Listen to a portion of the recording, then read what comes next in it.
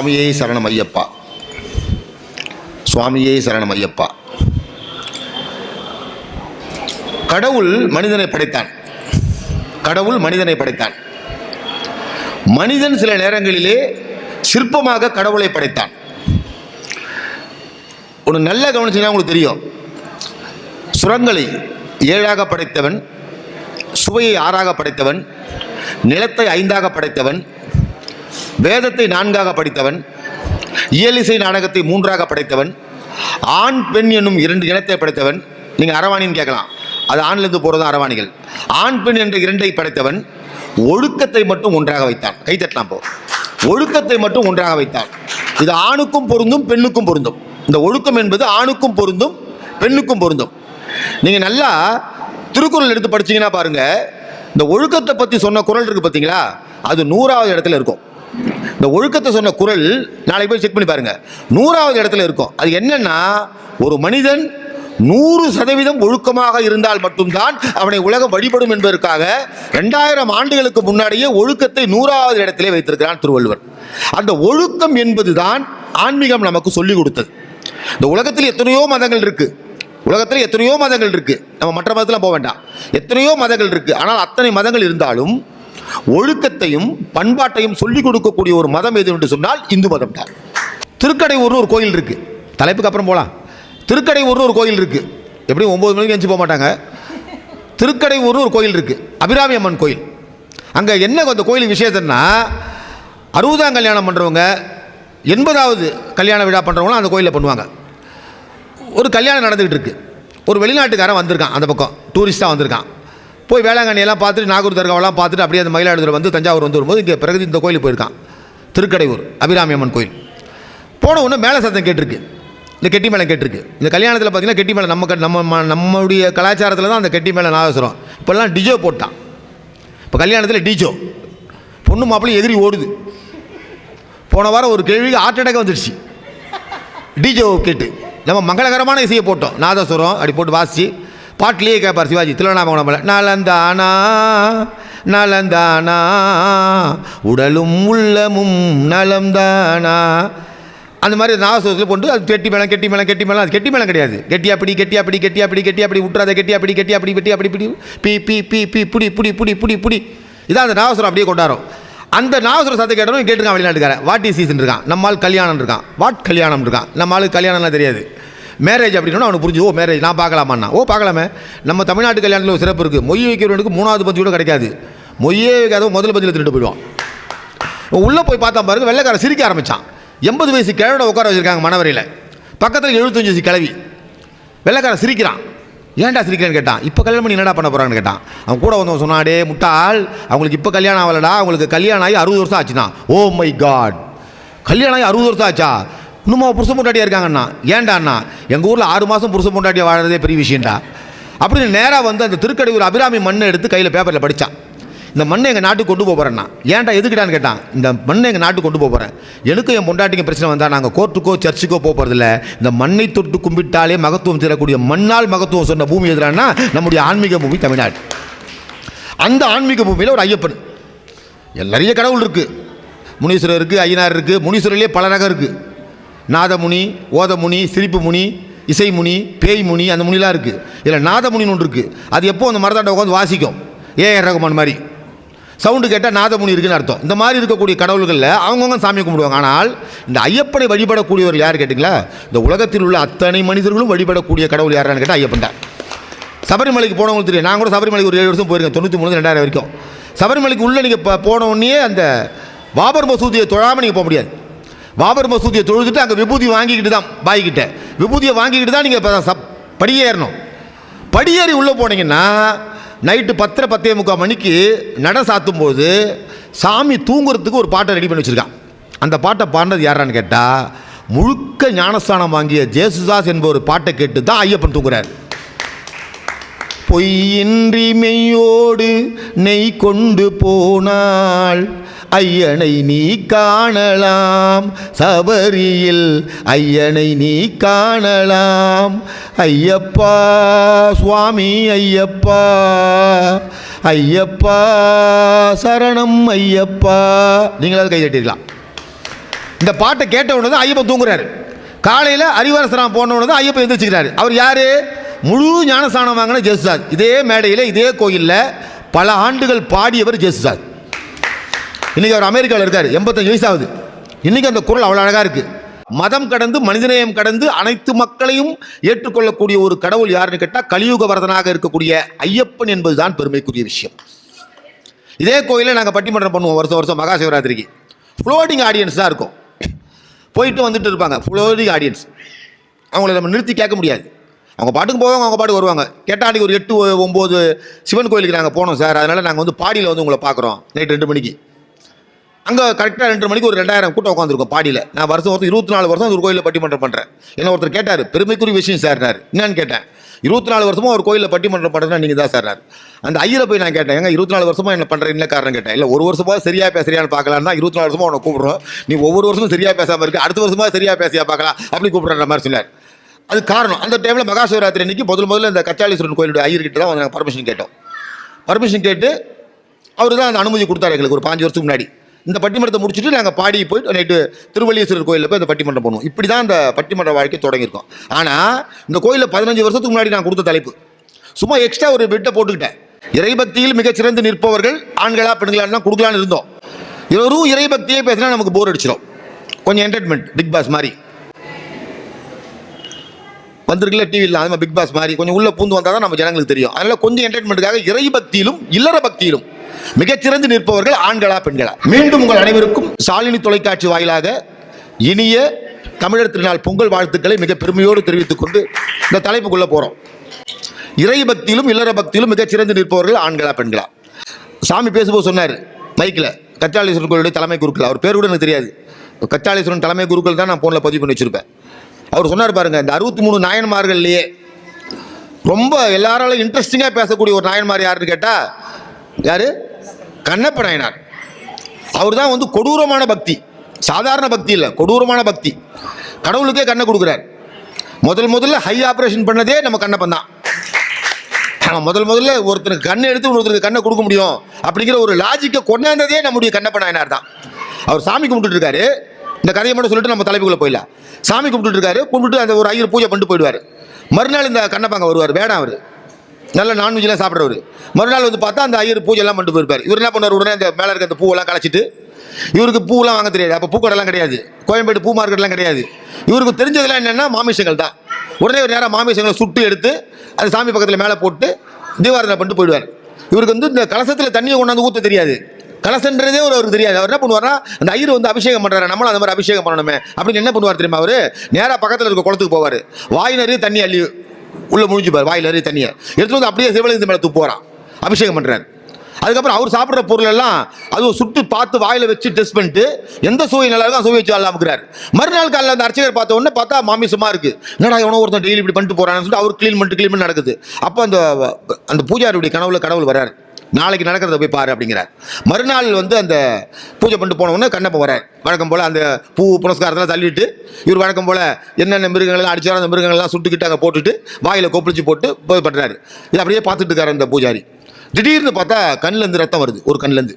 நம்மளாம் என்ன பண்ணியிருப்போம், உடனே ஒரு தொலைக்காட்சிக்கு ஃபோன் பண்ணி சாமி கண்ணிலேருந்து ரத்தம் வருது, அதை ஷூட் பண்ணி பிளாஸ்டிக்ஸில் போடுங்க, சாமி மீம்ஸ், நம்மளால் மீம்ஸ் போட்டுருவோம். அப்போ சாமி கண்ணில் ரத்தம் ஏன் அப்படி போட்டு மீம்ஸ் போட்டு அதுக்கு 1000 பேர் லைக்கு, அதுக்கு 1000 பேர் லைக் பண்ணுவான். எந்த ரத்தம் அது, ஏ குரூப்பா பி குரூப்பா, அதை விட அங்கே போய் சொல்லி பார்க்க முடியும். ஏதோ ரத்தம் வருது அவ்வளோதான், அது பியா பி பாசிட்டிவா ஓ பாசிட்டிவா அப்படிலாம் பார்க்கக்கூடாது. உடனே அதை பார்த்து அந்த ரத்தத்தில் சுகர் இருக்கா, சுகர் யாருக்கு இல்லை, இப்போ எல்லாரும் சுகர் இருக்குது. உலகத்தில் ஒரே ஒரு ஆளு தான் சுகர் கிடையாது, இந்தோனேஷியாவின் முன்னாள் அதிபர் சுகர்னும், அவருக்கு மட்டும் தான் சுகர் இல்லை, மற்ற எல்லாரும் சுகரை வச்சுட்டு தான் இருக்கு. பார்க்கும்போது அப்படி தான் கேட்குறோம். நல்லா கேட்பா, வீடு இருக்கா சார், எத்தனை 2 வீடா 3 வீடா, திருவத்தூர் வீடு, தண்டையார்பேட்டை வீடு இல்லை சார், 480 சார், உங்களுக்கு 380 சார், உங்களுக்கு 210, பரவாயில்லையே உங்களுக்கு 180 சார், ஒரு 160 தான் ஆரம்பிச்சுன்னு கேட்குறோம். அப்போ ரத்தம் வந்து ஒன்று என்ன பண்ணுறாரு, இவருக்கு ஒன்றுமே தெரியல, ஏதாவது அந்த ரத்தத்தை நிறுத்தணும், ரத்தம் நிற்க மாட்டேங்குது. உடனே என்ன பண்ணுறாரு, ஒன்றும் யோசிக்கவே இல்லைங்க, பட்டாருன்னு அம்பு எடுத்தார், கண்ணை அப்படி ஒரு குத்துனார், புடுங்கினார் கண்ணை, அந்த இடத்துல வச்சு ஒரு அம்பு கம்மிக்கிட்டார், ரத்தம் நின்று போச்சு. அதோட விட்டாரா கடவுள், சிவன் பயங்கரமாக சொல்லிப்பார், அதோட விட்டாரா. மறுபடியும் இந்த கல்லில் ரத்தம் வருது, என்னடா இந்த கல்லில் ரத்தம் வருது, இதே எப்படா நிறுத்துறது. அப்போ வந்து இந்த மருத்துவமனைலாம் கிடையாது, இந்த கண் மருத்துவமனைலாம் கிடையாது. உடனே என்ன பண்ணாரு, இந்த கண்ணில் ரத்தம் வருது, இப்போ இந்த கண்ணை பிடிங்கி வச்சா ரத்தம் நின்று மட்டும் இந்த கண்ணை பிடுங்கிறதுக்கு முன்னாடி யோசிக்கிறான் பாருங்க, அவன் காட்டுவாசி யோசிக்கிறான். இந்த கண்ணை பிடுங்கிட்டா கண்ணை எங்கே வைக்கிறதுன்னு தெரியாதுல்ல, இந்த கண்ணு முடியல கண்ணு தெரியாம போயிடும், எங்கே வைக்கிறதுன்னு அவனுக்கு தெரியாது. அவன் என்ன பண்ண பாருங்க, ஐடியா பாருங்க, இந்த கண்ணை பிடுங்கிறதுக்கு முன்னாடி தன்னுடைய வலது கால கட்ட வரல தூக்கி அங்கே அடையாளத்துக்கு வச்சுனான். அடையாளத்துக்கு வச்சுட்டு இந்த கண்ணை பிடுங்கும் போது தான் நில் கண்ணப்பா அப்படிங்கிறார். அதான் கண்ணப்பர் அப்படிங்கிற பேர் வந்தது. கண்ணை அப்பியதால் அவனுக்கு ஏற்பட்ட பேர் கண்ணப்பன் என்ற பெயர் வந்தது. நமக்கு இதையே சொல்லிட்டு போயிருந்தா தலைப்புக்குள்ளே போக தேவையில்லை. இந்த 63 நாயன்மார்களை பற்றியே பேசிக்கிட்டு இருக்கலாம். நான் வேற 9 மணிக்கு முடிச்சிடணும். அருமையான தலைப்பு. இது ஒரு கமர்ஷியல் தலைப்பு தான். எல்லா பட்டிமன்ற நடுவிலும் தொடர் தலைப்பு தான் இது. இறை பக்தியிலும் இல்லற பக்தியிலும் மிகச்சிறந்து நிற்பவர்கள் தும்பி சொல்லிட்டாரு, கை தட்டுங்க அவருக்கு. ஆமாம் அப்படி தும்பிட்டார். தும்புறது நல்லது தானே, ஆமான்னு சொல்லிட்டாரு. இறை பக்தியிலும் இல்லற பக்தியிலும் மிகச்சிறந்து நிற்பவர்கள் ஆண்களா பெண்களா? நம்ம வந்து ஆண்களை பற்றி ஒரு சில செய்தி சொல்ல, பெண்களை பற்றி ஒரு செய்தி சொல்ல. இப்போ இறை இல்லற பக்திங்கிறது எப்படி தெரியுங்களா? கணவன் மனைவி உறவு எப்படி தெரியுமா இருக்கணும்? இது பொங்கல் திருநாள். கணவன் மனைவி எப்படி உறவு எப்படி தெரியுமா இருக்கணும்? கண்ணு கணவன்னா பொண்டாட்டி கை, இல்லை கை பொண்டாட்டினா கண்ணு கணவன். நல்ல எக்ஸாம்பிள் நினச்சி பாருங்க. கையில் அடிப்பட்ட உடனே கண்ணில் தண்ணி வரும். நமக்கு கையில் அடிப்பட்ட உடனே கண்ணில் தண்ணி வரும். இந்த கை கட்டு போட்டு இந்த கை சும்மா இருக்காது. இந்த கட்டு போட்ட கையில் எடுத்து அந்த கண்ணை துடைக்கும். ஏன்னா எனக்காக நீ கண்ணீர் விட்டுச்சல்ல, அதனால நான் உனக்கு கண்ணை துடைக்கிறேன்னு சொன்னோம். ஒரு மருத்துவமனையில் பார்த்தா புருஷனுக்கு கையில் கட்டு போட்டு வச்சிருக்கு. அவன் கண்ணிலேருந்து தண்ணி வரல, அவன் பொண்டாட்டி கண்ணிலேருந்து தண்ணி வருது. உடனே டாக்டர் சொன்னார், நீ கொடுத்து வச்சவன் ஏன்னாரு, உன் கையில் கட்டு போட்டுருக்கு, உன் பொண்டாட்டி கண்ணிலேருந்து கண்ணீர் வருதுனார். சார் அடிச்சதே அவள் தான் சார். அவன் அடிச்சு ஏதாவது உட்கார வச்சிருக்காங்க, அவனை அடிச்சு ஏதாவது அவனை உட்கார வச்சிருக்கா, அடிச்சதே அவள் தான் சார்னாரு. கடவுள் எல்லா விஷயங்களிலும் நமக்கு உதவி செஞ்சுக்கிட்டே தான் இருப்பார். அந்த உதவியை நம்ம எப்போ யோசிக்கணும்னு சொன்னால் இறைப்பணி செய்கின்ற போது தான். நான் இதே கோயிலில் பல முறை சொல்லியிருக்கேன். ஆலயம் என்பது ஆத்மாவை லயப்படுத்தக்கூடியது. நல்லா கவனிங்க. ஆலயம் என்பது ஆத்மாவை லயப்படுத்தக்கூடியதுனால ஆத்மாவை லயப்படுத்தக்கூடிய இடத்துக்கு தான் ஆலயம்னு பேர் வச்சான். ஐம்புலங்களும் இந்த இடத்துல வந்து நமக்கு இதுவாகும். இந்த எக்ஸாம்பிள் நீங்கள் முடிச்சுட்டு கோயிலுக்கு போனீங்கன்னா நீங்கள் உள்ளே நின்றுட்டு இருப்பீங்க. சாமிக்கு தீபாரதனை பண்ணுவாங்க, நம்ம பண்ணோம் இல்லையா? ஐயப்பனுக்கு பண்ணும்போது நம்ம எல்லாம் வெளியில் நின்றுருந்தோம். ஐயர் ஒவ்வொரு பூஜா பண்ணி கடைசியில் அந்த ஒரு கும்பத்தை எடுத்து காமிச்ச பிறகு தான் அப்போ முடிஞ்சு போச்சு சில பேர் நினைப்பான். நான்லாம் மாலை போடும்போது கரெக்டாக அந்த படிப்பாட்டு போடுவாங்க கடைசியாக. அப்போ தான் கிளம்ப வீட்டிலேருந்து. ஏன்னா படிப்பாட்டு முடிஞ்ச பிறகு தான் டிஃபன் போடுவாங்க. அப்போ விஷயம் தெரியாத இடம். இப்போ கோயிலுக்குள்ளே போனீங்கன்னா சாமியை ஸ்க்ரீன் போட்டு மூடி வச்சிருப்பாங்க. அபிஷேகம் நடந்துட்டு இருக்கோம் உள்ள, இல்லை ஏதாவது அலங்காரம் பண்ணிட்டு இருப்பாங்க. அப்போ நம்ம வெளியே நிற்போம். நம்ம மனசு அந்த இடத்துல கட்டுப்படும். ஐம்புலன் எப்படி கட்டுப்படுது பாருங்க. எப்படா ஸ்க்ரீனை திறக்க போகிறான், எப்படா சாமியை பார்க்கறது அப்படின்னு கண்ணுக்கு வேலை. ஸ்க்ரீனை திறந்து சாம்பிராணி போட்டோன்னா மூக்கில் வருது இல்லையா, அது மூக்குக்கு வேலை. தீர்த்தமோ சுண்டலோ கொடுக்குறாங்க இல்லையா, அது வாய்க்கு வேலை. மணி அடிக்கிறாருல கோயில், அது காதுக்கு வேலை. இறைவன் இப்படி தான் இருப்பார் நினைக்குது பாருங்க மனசு, அது மனதுக்கு வேலை. இந்த ஐம்புலங்களை அடக்கக்கூடிய ஒரு இடத்துலான்னு கேட்டால் ஆலயம் தான். அதனால தான் ஆத்மாவை லயப்படுத்தக்கூடிய இடம் ஆலயம். அப்படின்னா அந்த ஆலயத்துக்கு செல்வதில் மிகச்சிறந்து நிற்பவர்கள் யார்? ஆண்களா இல்லை பெண்களா அப்படிங்கிற ஒரு தலைப்பு. ஆண்களும் இருக்காங்க, பெண்களும் இருக்காங்க. அப்படி சொல்லிட்டு திருப்பி சொல்லிட்டு போக முடியாது, ஒரு திருப்பி சொல்லணும். நாங்கள் அடிக்கடி பட்டிமன்றத்தில் செய்தி சொல்வோம். பட்டிமன்றத்தில் போகும்போது ஆண்கள் பெண்கள் எப்படி இருப்பாங்க, இந்த திருமண உறவுகள் எப்படி இருக்குது. கல்யாணத்துக்கு முன்னாடிலாம் பார்த்தீங்கன்னா புருஷனை ஒரு காலத்தில் எனக்கு தெரிஞ்சு நான் கூட கேள்விப்பட்டதில்லை. புருஷனை எப்படி கூப்பிடுவாங்கன்னா சுவாமி, நாதா, அத்தான், இப்படி தான் கூப்பிடுவாங்க. நீங்கள் சுலபமாக கண்டுபிடிச்சிடலாம் யார் யாருக்கு எப்பப்போ கல்யாணம் ஆயிருக்குன்னு. எனக்கு கல்யாணம் 27 வருஷம் ஆகுது, நானே சொல்லிட்டேன். தனிப்பட்ட முறையில் யார் யாருக்கு எப்பப்போ கல்யாணம் ஆச்சுன்னு நீங்கள் சுலபமாக கண்டுபிடிச்சு வழி சொல்லித்தரேன் உங்களுக்கு. அவங்க வீட்டுக்கு போனீங்கன்னா நீங்கள் கண்டுபிடிச்சிடலாம். மனைவி கணவனை பார்த்து ப்ளீஸ் அதை எடுங்களேன்னா கல்யாணம் 1 மாதம் ஆயிருக்கு, ப்ளீஸ் எடுங்களேன் அப்படின்னா 1 மாதம், எட அப்படின்னா 3 வருஷம், எடிய அப்படின்னா 7 வருஷம், எங்கடா அவங்க அப்பன் அப்படின்னா 10 வருஷம், உனக்கு போய் நான் பொண்டாட்டியாக வந்தேன் பாரு அப்படின்னா 26 வருஷம். இப்போ எனக்கு கல்யாணம் 27 வருஷம் ஆகுது. இது மெத்தடை கண்டுபிடிக்கிறது கொஞ்சம் கொஞ்சமாக குறைஞ்சிட்டே வரும். அந்த காலத்தில் கொஞ்சம் கொஞ்சமாக கூட்டிகிட்டே வரும். ரேஷன் கடை எடுக்கிறதுக்கோ கணக்கு எடுக்கிறதுக்கோ எவனா அதிகாரி வந்தால் கூட புருஷன் பேர் சொல்ல மாட்டாங்க, சொல்லவே மாட்டாங்க. அந்த கிழவி புருஷன் பேர் சொல்லவே மாட்டாங்க, சொல்லவே உயிரே போனாலும் சொல்ல மாட்டேன்பாங்க. அந்த கணவன் மீது வைத்திருந்த பண்பு. அதே போல் பொண்டாட்டியும் அவன் கடைசி வரைக்கும் நினைப்பான். 80 ஆண்டு காலம் 90 ஆண்டு காலம் வாழ்ந்தாலும் அந்த மனைவி மேலே அவளை பாசமாக இருப்பான். வைரமுத்துல ஒரு அருமையான கவிதைலாம் எழுதியிருப்பார். இன்றும் அவள் உயிரோடு இருக்கிறாள் என்ற சந்தோஷம் ஒன்றே எனக்கு போதும் அப்படி எழுதியிருப்பார். அவன் முகத்தில் சுருக்கமாகி போச்சு. இப்போல்லாம் நமக்கு நிறைய பியூட்டி பார்லர் வந்துடுச்சு. என் கல்யாணத்துலேயே பியூட்டி பார்லர் கிடையாது.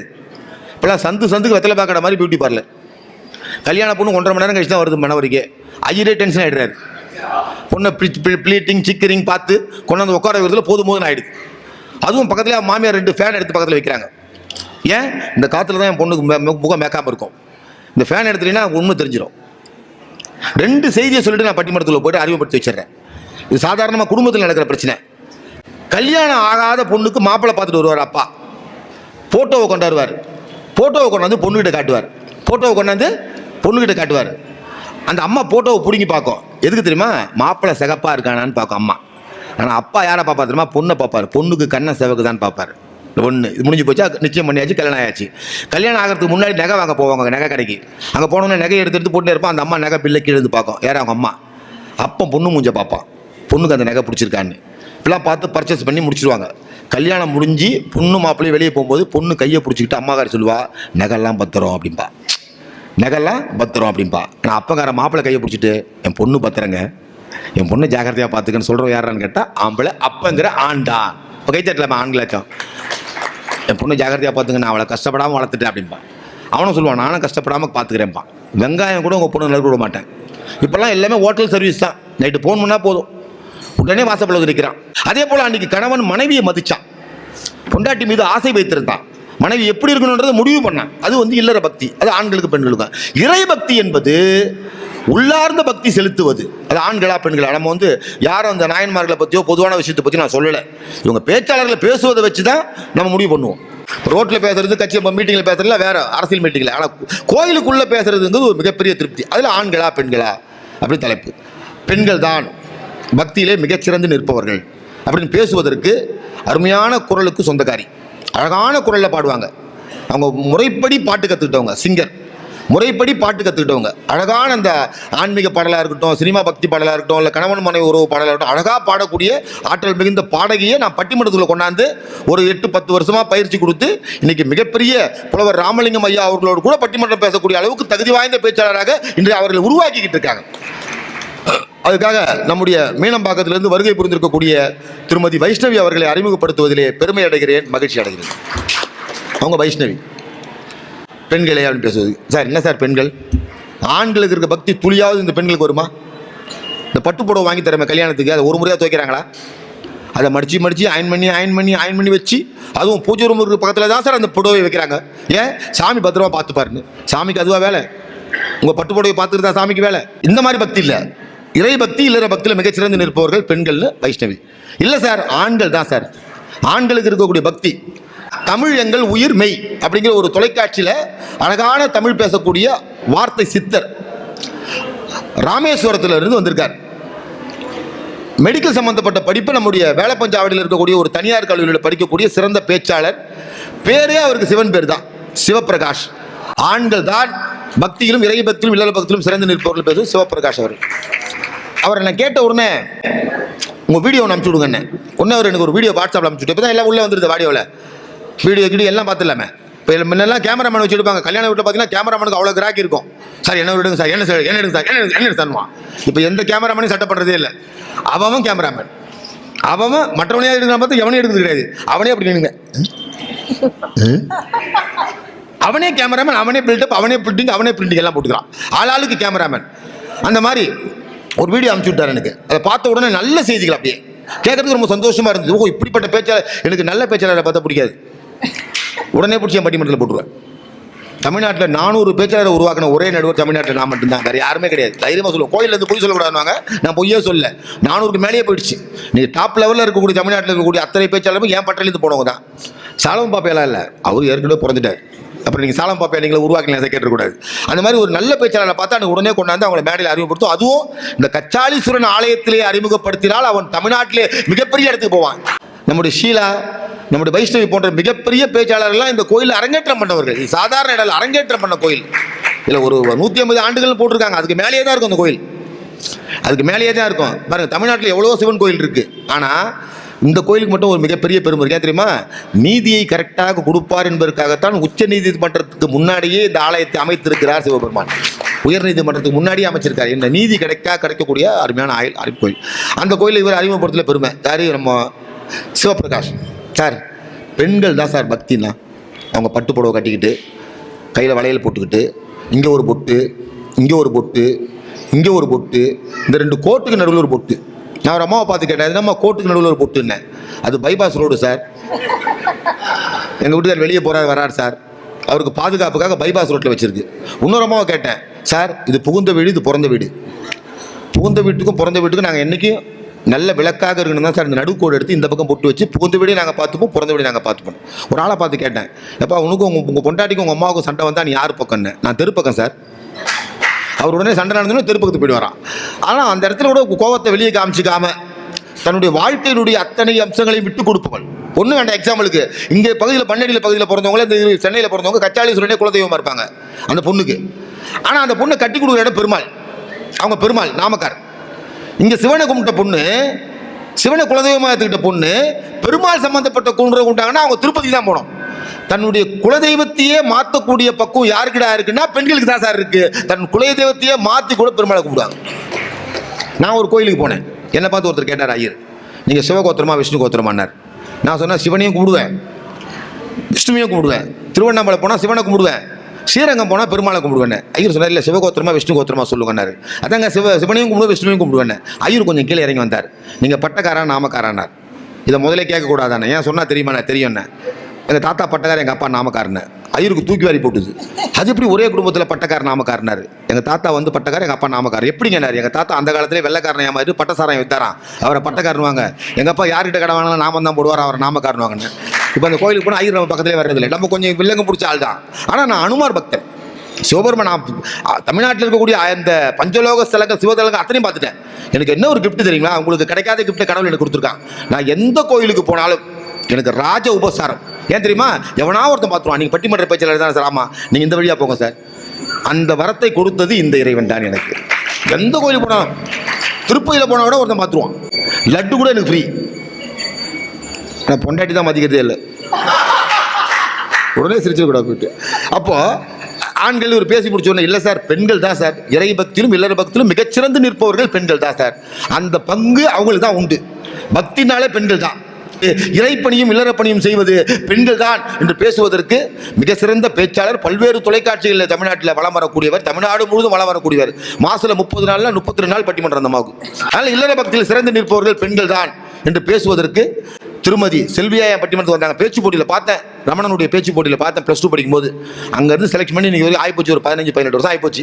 செல்வியா வந்தவங்க திருமதியாக மாதிரி குழந்தை குட்டி பெற்று அவங்க வீட்டுக்கார கூட பாம்பே போய், பாம்பேலேருந்து மறுபடியும் மெட்ராஸ் வந்து, மெட்ராஸ்லேருந்து மறுபடியும் பாம்பே போய், மெட்ராஸ்லேருந்து மறுபடியும் பாம்பே வந்து, இப்போ சென்னையில் மிகப்பெரிய இயக்குநராக மாறி தனியாக ஒரு தொழில்நிறுவன கம்பெனியை தொடங்கி பல்வேறு தொலைக்காட்சிகளிலே பட்டிமன்றத்தை அமைத்து தரக்கூடிய ஒரு மிகப்பெரிய பொறுப்பில் இருக்கக்கூடிய என் அருமைக்குரிய மகள் ஷீலா அவர்களை அறிமுகப்படுத்துவதிலே பெருமை அடைகிறேன், மகிழ்ச்சி அடைகிறேன்.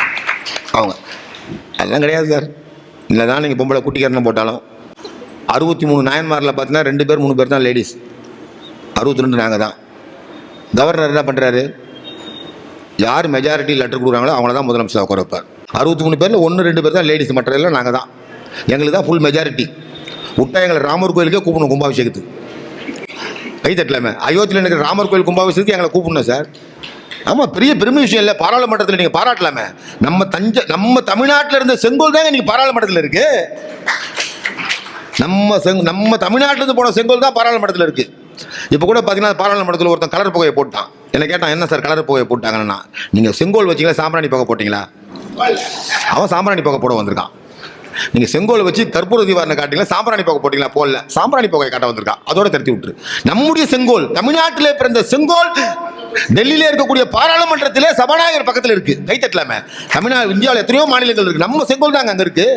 அந்த செங்கோல் தலைமை யாரு? ஆம்பளை தானே. செங்கோல் பிடிக்கிறது யாரு? ஆம்பளை தானே. செங்கோல் பிடிக்கிறது ஆம்பளை தானே. ஆம்பளை தான் சார் செங்கோலையும் பிடிப்பான். அவன் தான் சார் பக்தி நிலைநாட்டுவான் பேசுவதற்கு. ஒரு யூடியூபர் இப்போல்லாம் வந்து தனியார் தொலைக்காட்சியோட யூடியூப் தான் உடனே வந்துடுது. யூடியூப்பில் உடனே போட்டுறான். அந்த அளவுக்கு இந்த யூடியூப் சேனலில் மிகப்பெரிய ஒரு நெட்வொர்க் அமைச்சு தமிழ்நாடு முழுவதும் வளம் வரக்கூடியவர், மிக சிறந்த பேச்சாளர், பல்வேறு தொலைக்காட்சிகளில் பட்டிமன்றம் பேசக்கூடிய என் அருமைக்குரிய தம்பி லோகேஷ் அவர்களை அறிமுகப்படுத்துவதிலே பெருமை அடைகிறேன், மகிழ்ச்சி அடைகிறேன். நம்ம அதுவும் ஒரு காலத்தில் பெண் பிள்ளையே வேணான்னோம். இப்போ பார்த்தீங்கன்னா ஆண் பிள்ளைக்கு தான் டிமாண்டு, ஆண் பிள்ளைக்கு தான் டிமாண்டு. எல்லாம் பெண்கள் தான். ஆனால் கடைசி வரைக்கும் கஞ்சி ஊற்றுறது யாரான்னு கேட்டால் ஆண் பிள்ளையா பெண் பிள்ளையான்னா இப்போ சொல்கிறா நீங்கள் கலைஞ்சி போயிடுவீங்க. இதை வச்சு தீர்ப்பு சொல்லுவார்கள், காஞ்சி போயிடுங்க. ஆண் கடைசி வரைக்கும் ஆண்டவனுக்கு விளக்கேற்றுவதும் பெற்றவர்களுக்கு கஞ்சி ஊற்றுவதும் யார்? ஆண்டவனுக்கு விளக்கேற்றுவதும் பெற்றோர்களுக்கு கஞ்சி ஊற்றுவதும் யார்? ஆண்களா பெண்களா என்ற தலைப்பை சொல்லி மீண்டும் சாலினி தொலைக்காட்சி வாயிலாக உங்கள் அனைவருக்கும் பொங்கல் வாழ்த்துக்களை சொல்லி, பக்தியில் மிகச்சிறந்து நிற்பவர்கள் பெண்களே என்ற அணியை முதலில் துவக்கி வைஷ்ணவி அவர்களை ஒரு பலமான கைத்தட்டலோடு வருக வருக அழைக்கிறேன். நடுவர் ஐயா அவர்களுக்கு என் முதல் கண் வணக்கத்தை தெரிவித்துக் கொண்டு இந்த ஏற்றமிழ் அரசியின் இயல்பான வணக்கம். எங்கே மணக்குது சந்தனம் எங்கே மணக்குது, ஐயப்ப சாமி கோவிலிலே சந்தனம் மணக்குது. எங்கே மணக்குது சந்தனம் எங்கே மணக்குது, ஐயப்ப சாமி கோவிலிலே சந்தனம் மணக்குது. எங்க மணக்குது ஐயா எங்க மணக்குது, ஐயப்ப சாமி கோயிலிலே சந்தனம் மணக்குது.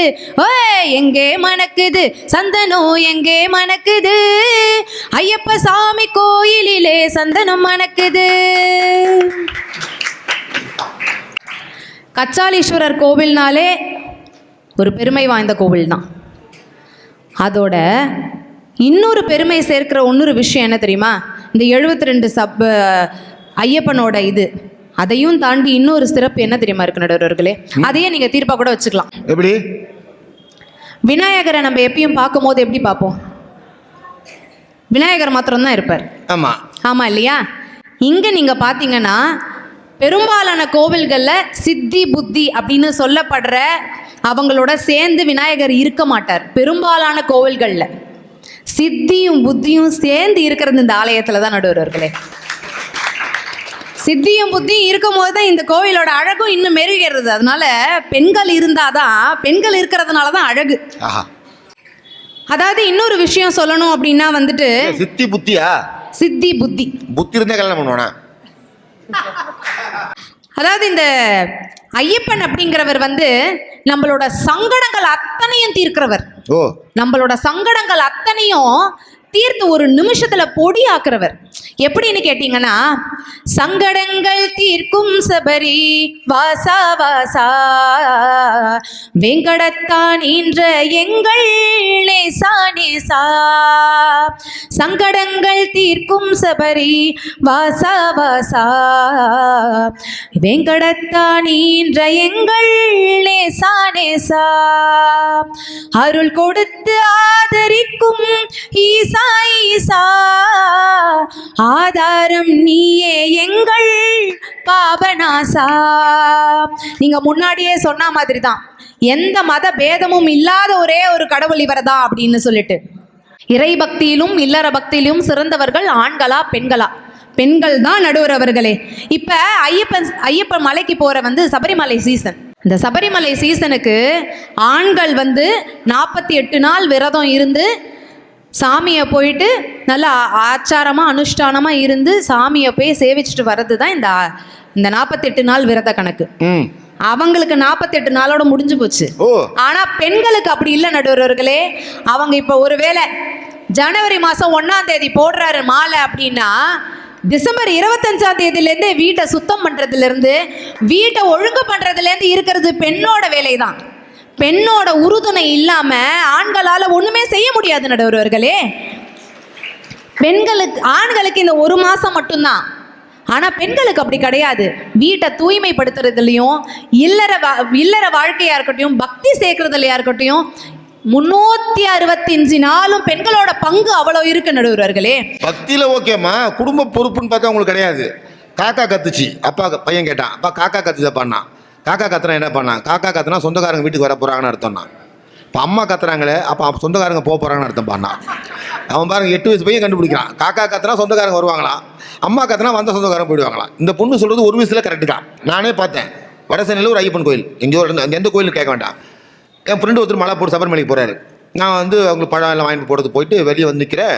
ஒருத்தர் உள்ளேருந்து வந்தார் சாமி, புல்லட்டு வேட்டியை ராஜகிரண மாதிரி மடித்து கட்டினார். வேட்டியை ராஜகிரண மாதிரி மடித்து கட்டினார். ஏறி புல்லட்டில் உட்காந்தாரு. பின்னாடி அவங்க பொண்டாட்டி சேர்த்து அவர் அணைச்சிக்கிச்சு. முன்னாடி அவங்க பையன் உட்கார வச்சுட்டாரு. சிகரெட் எடுத்து வாயில் வச்சார். குப்பு புகை விட்டுன்னு வண்டி கிளம்பிச்சு. நான் பார்த்தேன், எங்கள் மாலை போட்டு வர்றாரு. அவங்க குருசாமி பார்த்தா அவரை திட்ட மாட்டாரண்ணா, அவர் தாங்க குருசாமி. ஆனால் சில வெத்தலை பார்க்க போடுற பழக்கம் பெண்களுக்கு இருந்தால் கூட அந்த பழக்கத்தை இறைவனுக்காக விட்டு கொடுக்கறது யாரான்னு கேட்டால் பெண்கள் மட்டும்தான். அந்த விஷயத்தில் சாமிக்கு வெத்தலை பார்க்க கூடாது, சாமி கண்ணை குத்தம் அப்படின்னா, வெங்காயம் சாப்பிடக்கூடாது, பூண்டு சாப்பிடக்கூடாதுன்னு எத்தனையோ விதிமுறைகள் இருந்தாலும் அது எல்லாத்தையும் கொண்டு வீட்டில் சேர்க்கறது யாரு? பெண்கள் மாத்திரம் தான் நடுவர்களே. அதாவது இந்த நீங்கள் சொல்லலாம் ஜம்பமா, புராண கதைகளில் நாங்கள் தான் இருந்தோம், எங்களுக்கு தான் நிறையா ஓட்டு, 64ல் 8 என்னென்னமோ கணக்கு சொல்லலாம் நடுவர்களே. அதெல்லாம் புராண கதையோட முடிஞ்சு போச்சு. நிஜத்தில் யாருன்னு கேட்டால் பெண்கள் மட்டும்தான் நடுவர்களே. உண்மையான லைவ் எக்ஸாம்பிளா காமிக்கணும்னா லைவ் எக்ஸாம்பிள் தான் காமிக்கணும். இப்ப நடமாடி கொண்டு இருக்கிறவர்களை தான் காமிக்கணும். யாரோ பண்ணிட்டு போனாங்கன்னு சொல்லலாம். எதுக்காக தெரியுமா? இங்க இருக்காங்க இல்லையா இந்த மாதிரி ஆண்களுக்கு, அவங்கெல்லாம் அப்படி போய் பண்ணிட்டு போயிருக்காங்க, அவங்க பண்ண 60ல் ஒரு 6ஐயாவது பண்ணுப்பா, அப்படியாவது உன் பக்தியை செலுத்து அப்படின்னு சொல்றதுக்காக தான் அந்த புராண கதைகளை தவிர உண்மையா வாழ்ந்து கொண்டு இருப்பவர்கள் பெண்கள் தான் நடுவர்களே. அதாவது ஒரு வாக்கியம் இருக்கு, பசித்திரு, விழித்திரு, தனித்திரு அப்படின்னு சொல்லுவாங்க. அப்படின்னா ஆமா, அப்படின்னா என்ன பொருள் நடுவர்களே? பசியோட இருன்னு அர்த்தம். பசியோட இருன்னு கிடையாது. வயிறு புடைக்க புடைக்க சாப்பிட்டேன்னா அருவி மங்கி போயிடுமா. அதாவது தேவையான அளவு மட்டும் சாப்பாடை சாப்பிடு அப்படின்னு சொல்றது தான் பசித்திரு. விழித்திருன்னா என்ன அர்த்தம்? 7 மணி நேரத்துக்கு மேலே தூங்கினானா நீ சோம்பேறி, 7 மணி நேரத்துக்கு மேலே தூங்கக்கூடாது, விழித்திரு, உன்னோட அடுத்த என்ன காரியம் நீ செய்யணுன்றதுக்காக விழிப்போட இரு, அப்படி விழிப்போட செயல்படு அப்படிங்கிறது தான் விழித்திரு. அடுத்தது என்னது? தனித்திரு. தனித்திருன்னா என்ன? நம்ம கொரோனா காலத்தில் தனியாக இருந்தோமே ரூமில், அதுவா? கிடையாது. வீண் பேச்சை தவிர்த்து இரு அப்படின்னு சொல்றாங்க நடுவர்களே. இந்த 3மே இந்த ஆலயத்துல மட்டும்தான் நடக்கும். எப்படி? காலையில கோவிலுக்கு வரணும் அப்படின்னா நம்ம காலையில எத்தனை மணிக்கு தூங்கினாலும் சரி, அடுத்த நாள் சாமியை பார்க்கணும், இங்க ஏதாவது ஒரு ஆராதனை நடக்குது, ஏதாவது ஒரு ஃபங்க்ஷன் நடக்குதுன்னா 7 மணி நேரமா இருந்தானே 6 மணி நேரமா இருந்தானே விட்டுட்டு வருவோமா இல்லையா? அதே மாதிரி காலையில வரும்போது என்ன வயிறு முட்டைவா சாப்பிட்டுட்டு வரும். இப்ப வந்திருக்கிறவங்க எல்லாம் அது மாதிரியா சாப்பிட்டுட்டு வந்திருக்காங்க. இங்க வந்து கொடுத்துருக்கிற இத்தினூண்டு பொங்கல் நடுவர்களே, அமிர்தம் இல்ல, இத்தினூண்டு பொங்கல் அதே 4 பேர் வாங்கிட்டு இருக்காங்க, அப்புறம் வயிறு ஃபுல் ஆயிடல. அமிர்தம் இத்தினூண்டு சாப்பிட்டாலும் வயிறு நிறைக்க, அதாவது புடைக்க சாப்பிடக்கூடாது. அந்த பெல்ட் எல்லாம் கழட்டி விட்டுட்டு சாப்பிட்ற அளவுக்குலாம் இருக்கக்கூடாது. அதே மாதிரி வீண் பேச்சை தவிர்க்க வேண்டும். வீண் பேச்சை இந்த இடத்துல மட்டும்தான் நடுவர்களே தவிர்க்க முடியும். எப்படின்னு கேட்டீங்க அப்படின்னா, இறைவனோட பாடல்களையும் நாமங்களையும் சொல்லும் போது அது வந்து ஆட்டோமேட்டிக்காவே தவிர்த்திடும். அதை நிறைய செய்யறது பெண்கள் மட்டும்தான். இங்க பாடினது முதற்கொண்டும் ஸ்லோகங்கள் சொன்னது முதற்கொண்டு ஆரம்பிச்சது பெண்கள் தான் நடுவர்களே. அங்க ஐயர் ஆரம்பிச்சாலும் பின்னாடி எடுத்து பண்ணது வந்து பெண்கள் தான் நடுவர்களே. அப்ப எப்படி இறை பக்தியும் இல்லற பக்தியும் பெண்களுக்கு இல்லைன்னு நீங்க சொல்ல முடியும்? ஆண்களுக்கு தான் இருக்குன்னு எப்படி நீங்க சொல்ல முடியும்? அதாவது இன்னைக்கு ஒரு அழகான நாளும் கூட. எப்படி? கூடாரவள்ளி அப்படின்னு சொல்லுவாங்க. கூடாரவள்ளி அப்படின்னு சொல்லுவாங்க. கூடாரை வெல்லும் சீர்கோவிந்தா அப்படின்னு சொல்லி இந்த மார்கழி மாதத்துல ஆண்டாள் வந்து அவளோட விரதத்தை இருந்து அந்த இறைவனை சேர்ந்தாலாம். அந்த மாதிரியான ஒரு பக்குவமும் ஒரு ஒருங்கிணைப்பும் பெண்கள் கிட்ட தான் நடுவர்களே. தானத்திலேயே சிறந்த தானம் எது? கண்தானம். அப்புறம் அன்னதானம். முதல்ல சொல்றது அன்னதானம் தான் நம்ம சொல்லுவோம். ஏன் அன்னதானத்தை சிறந்ததுன்னு சொல்றோம் அப்படிங்கிறது ஒரு பக்கம் இருந்தாலும், அன்னதானம் வழங்கின பின்னவே நம்ம சாப்பிடணும் அப்படிங்கிறது ஒரு ஐதீகம் இருக்கு. அது ஏன்னு தெரியுமா நடுவர்களே? பசித்தவருக்கு அன்னம் அளித்த பின் சாப்பிடுவது மேலான தர்மமா. அத யாவருக்குமா முன்னும் போது ஒரு கைப்புடி அப்படின்ற மாதிரி ஒரு திருமூலர் சொல்லியிருக்காரு. இது மூலியமா ஒரே ஒரு சின்ன விஷயம் இங்க பதிவு செய்ய ஆசைப்படுறேன். நம்ம அன்னதானம் நிறைய பேர் செய்ய ஆசைப்படுறோம். சில பேர் என்ன செய்யறாங்க, பொண்டாட்டி இதுக்கு இனிஷியேட் பண்ணாலும் அங்க போடுறது வந்து என்னமோ தன்னோட கணவனோட பேடு தான். அதெல்லாம் ஒரு பக்கம் இருந்தாலும் வீட்டில் நம்ம வாரம் ஒரு பிடி அரிசி, ஒரே ஒரு பிடி அரிசி டெய்லிங்க எடுத்து ஒரு பக்கெட்ல போட்டு வைங்க. அரிசி எடுக்கும் போது அந்த ஒரு பிடி அரிசியை எடுத்து போட்டு கோவிலுக்கு அது 1 மாசம் சேர்ந்ததுக்கு அப்புறம் எடுத்துட்டு வந்து கோவிலுக்கு அன்னதானத்துக்கு கொடுங்க அப்படின்னு சொல்லி இந்த இடத்துல பதிவு செய்யணும் ஆசைப்படுறேன் நடுவர்களே. அழகான உளியோட செதுக்கல் இல்லை அப்படின்னா சிலை இல்லை, அடி இல்லை அப்படின்னா தங்கம் இல்லை, எண்கள் இல்லைன்னா கணிதம் இல்லை, எங்களை மாதிரி பெண்கள் இல்லைன்னா எதுவுமே இல்லை அப்படின்னு சொல்லி இன்னொன்னு சொல்லலாம். உங்களை மாதிரி பெண்கள் இல்லைன்னா தொல்லையே இல்லை. இவ்வளவு சொல்றீங்களே, ஆண்கள் வந்தா என்ன செய்யறாங்க? ஆபீஸ் முடிச்சு வந்தாங்க, சாப்பிட்றாங்க, தூங்குறாங்க, ரிப்பீட்டு. வந்தாங்க, சாப்பிட்றாங்க, தூங்குறாங்க, ரிப்பீட். இதை மட்டும்தான் ரிப்பீட் மோடில் செஞ்சுட்டு இருக்காங்க நடுவர்களே. ஆனால் பெண்கள் அப்படி கிடையாது. இங்கே வந்து உட்கார்ந்துருக்கணும்னா கூட வீட்டில் என்னென்ன வேலையெல்லாம் முடிச்சுட்டு வரணுமோ முடித்து விட்டு தான் இங்கே வந்திருக்காங்க நடுவர்களே என்று சொல்லி ஒரே ஒரு திருத்தம். ஐயப்பனோட கோவிலில் வந்து நைட் அவர் தூங்க போகும்போது பாடப்படும் பாடல் ஹரிவராசனம் விஸ்வமோகனம் அதிதத்தீஸ்வரம் ஆதாத்ய பாதுகம் அப்புறம் கேட்கலாமா? ஹரிவிமர்த்தனம் நித்யநர்த்தனம் ஹரிஹராத்மஜம் தேவமாஸ்ரயே. சரணமையப்பா சுவாமி சரணமையப்பா, சரணமையப்பா சுவாமி சரணமையப்பா, சரணமையப்பா சுவாமி சரணமையப்பா, சரணமையப்பா சுவாமி சரணமையப்பா. இங்க உட்கார்ந்துருக்கிற சாஸ்தா கூட பூர்ண புஷ்கலா அப்படின்னு சொல்லி பூர்ண புஷ்கலாவோட சமேதத்தோட உட்கார்ந்துருக்கும் போது தான் அழகுன்னு சொல்லி, பெண்கள் வந்து பூ மாதிரி, ஆண்கள் வந்து நாறு மாதிரி, பூவோடு சேர்ந்து தாங்க நாரும் மறக்கும் அப்படின்னு சொல்லி இல்லற பக்தியிலையும் ஆன்மீக பக்தியிலையும் சிறந்தது பெண்கள் பெண்கள் பெண்களே என்று சொல்லி நல்லதொரு வாய்ப்புக்கு நன்றி கூறி விடைபெறுகிறேன். நன்றி, வணக்கம். அருமையான செய்தி. இந்த அம்மாவோட ஒன்றே ஒன்று வீட்டுக்காரனுக்கு லாபம். சென்னை முழுக்க வெள்ளம் வந்து 10 நாள் கரண்ட் கட் ஆனாலும் பிரச்சனை இல்லை. இந்த அம்மா பாட்டை சந்தோஷமாக கேட்டுக்கிட்டு பசியே எடுக்காம கூடிய மிகப்பெரிய ஆற்றலை இறைவன் அந்த அம்மாவுடைய குரலுக்கு கொடுத்துருக்குறான். நான் ஒரு நாள் மழை கட்டாயி 6 நாள் கரண்ட் எங்கள் வீட்டில் இல்லை. திருவத்தூரில், எங்கள் ஊர் சாதாரண ஊரில் எண்ணூர், ஆயிலே எங்கள் வீட்டுக்குள்ளே வந்துச்சு. நாங்கள் ஒன்றே ஒன்று தான் வாங்க போனோம், அரிசி தான் வாங்க போனோம். ஏன்னா ஃபுல் ஆயில் எங்கள் வீட்டுக்குள்ள வந்துச்சு. நாங்கள் அதையே எடுத்து வடை போட்டு அடைச்சி சுட்டு அப்புறம் சுட்டு சொரிச்சு சாப்பிட்டோம். இப்போ கவர்மெண்ட் எங்களுக்கு எக்ஸ்ட்ரா பணமே கொடுக்குறேன். ஏன்னா ஆயில் யார் விட்டு அதிகமாக வச்சோ அவங்களுக்கு எக்ஸ்ட்ரா பணம். நாங்கள் ஆயிலை கூட ரசித்து கொண்டு ஆயிலை காப்பாற்றக்கூடிய மக்களாக எண்ணூர் பகுதியிலே வாழ்ந்து கொண்டு இருக்கிறோம்னு சொன்னான். இது வட சென்னை தான், கைத்தட்டலாம். நம்மளாம் வட சென்னை வாசிகள் தானே. வட சென்னைன்னு வாசி. இங்கே தான் வந்து பட்டினத்தார் வந்தார், வள்ளலார் வந்தார், இந்த பக்கம் தான் போயிருப்பார். ஓகே, நல்ல செய்தி, நல்லா கைத்தட்டலாம். அழகான விஷயங்கள் சொல்லியிருக்காங்க நம்முடைய வைஷ்ணவி பெண்கள் எப்படிப்பட்டவன்ட்டு.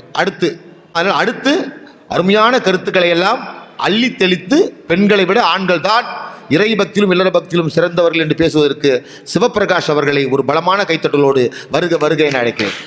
மாசில் வீணையும் மாலை மதியமும் வீசு தென்றலும் வீங்கிள வேனிலும் மூசு வண்டரை பொய்கையும் போன்றதே ஈசனந்தை இணையடி நீழலே என்ற வரிகளை முன்னிறுத்தி கச்சாலீஸ்வரரையும் ஐயப்ப பகவானையும் என்னப்பன் முருகனையும் என் நாவிலை நிறுத்தி நடுவரவர்களையும் அவையோர் உள்ளிட்ட அனைவரையும் முதற்கண் வணங்கிக் கொள்வது உங்கள் அன்பு நண்பன் தமிழ் மகன் பா. சிவபிரகதீஷ். அனைவருக்கும் தமிழர் திருநாளாம் பொங்கல் திருநாள் நல்வாழ்த்துக்கள். நடுவர் அவர்களே, எனக்கு முன்னாடி பேசின அக்கா சொன்னாங்க, ஆண்கள் எல்லாம் அப்படியே பொய்யை சொல்றதுக்காகவே வந்திருக்காங்க. ஆமா, அவங்க அப்படியே கண்ணகியோட கடைசி தங்கச்சி மாதிரி பேசிட்டு போயிருக்காங்க பாருங்க. கண்ணகி கூட பிறந்தவங்க யாரும் இல்லை தம்பி. எனக்கு என்னமோ அவங்க மேலதான் சந்தேகமா இருக்கு. அப்படிதான் பேசிட்டு போயிருக்காங்க. எனக்கே ஒரு பயமாயிருச்சு பாருங்க. அதுக்கான வாய்ப்பு இருக்கு.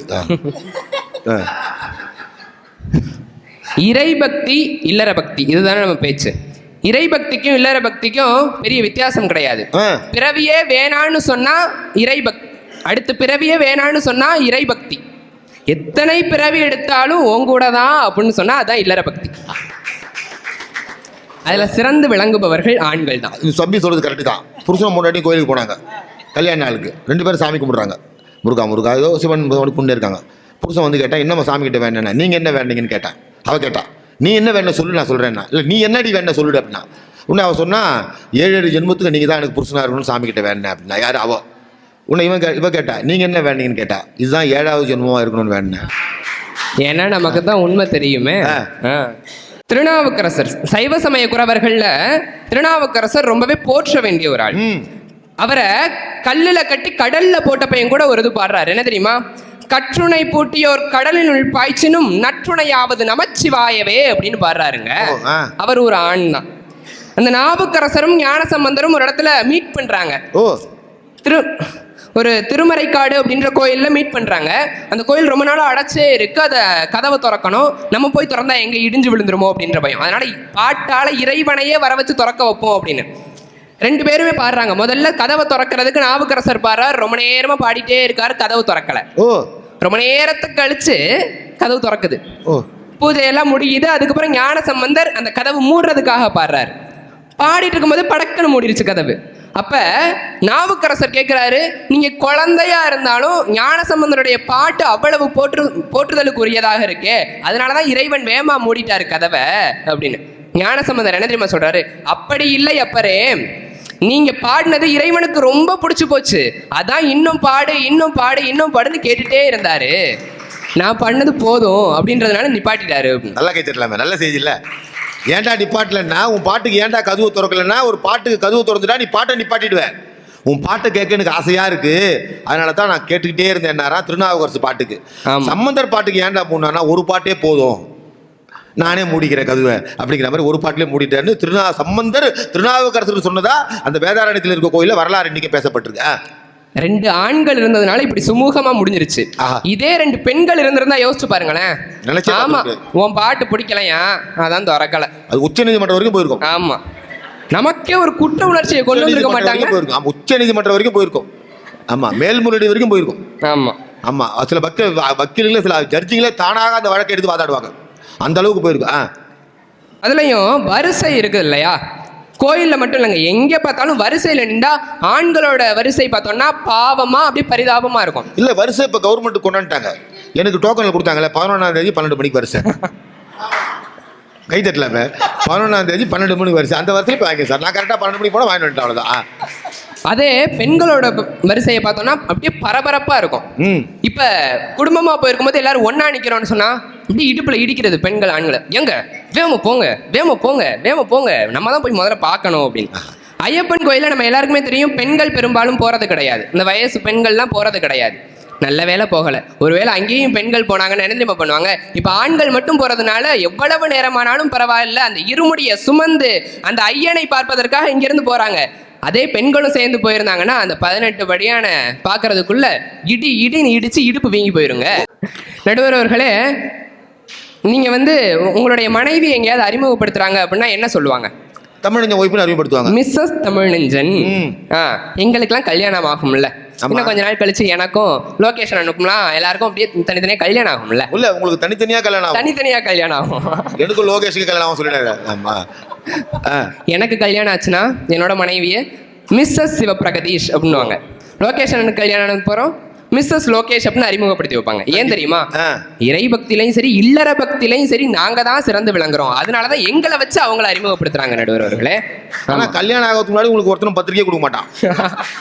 கல்யாணம் ஆன பிறகுதான் திருமதி திருன்ற வார்த்தையே, திருமணத்துக்கு பிறகுதான் ஆண்களுக்கு மரியாதையே வருகிறது என்பதை நான் புரிந்து கொள்ள வேண்டும்.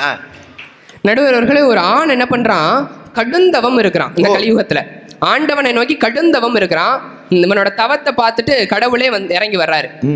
எப்பா என்ன வரம் வேணும் உனக்கு அப்படின்னு கேட்குறாரு.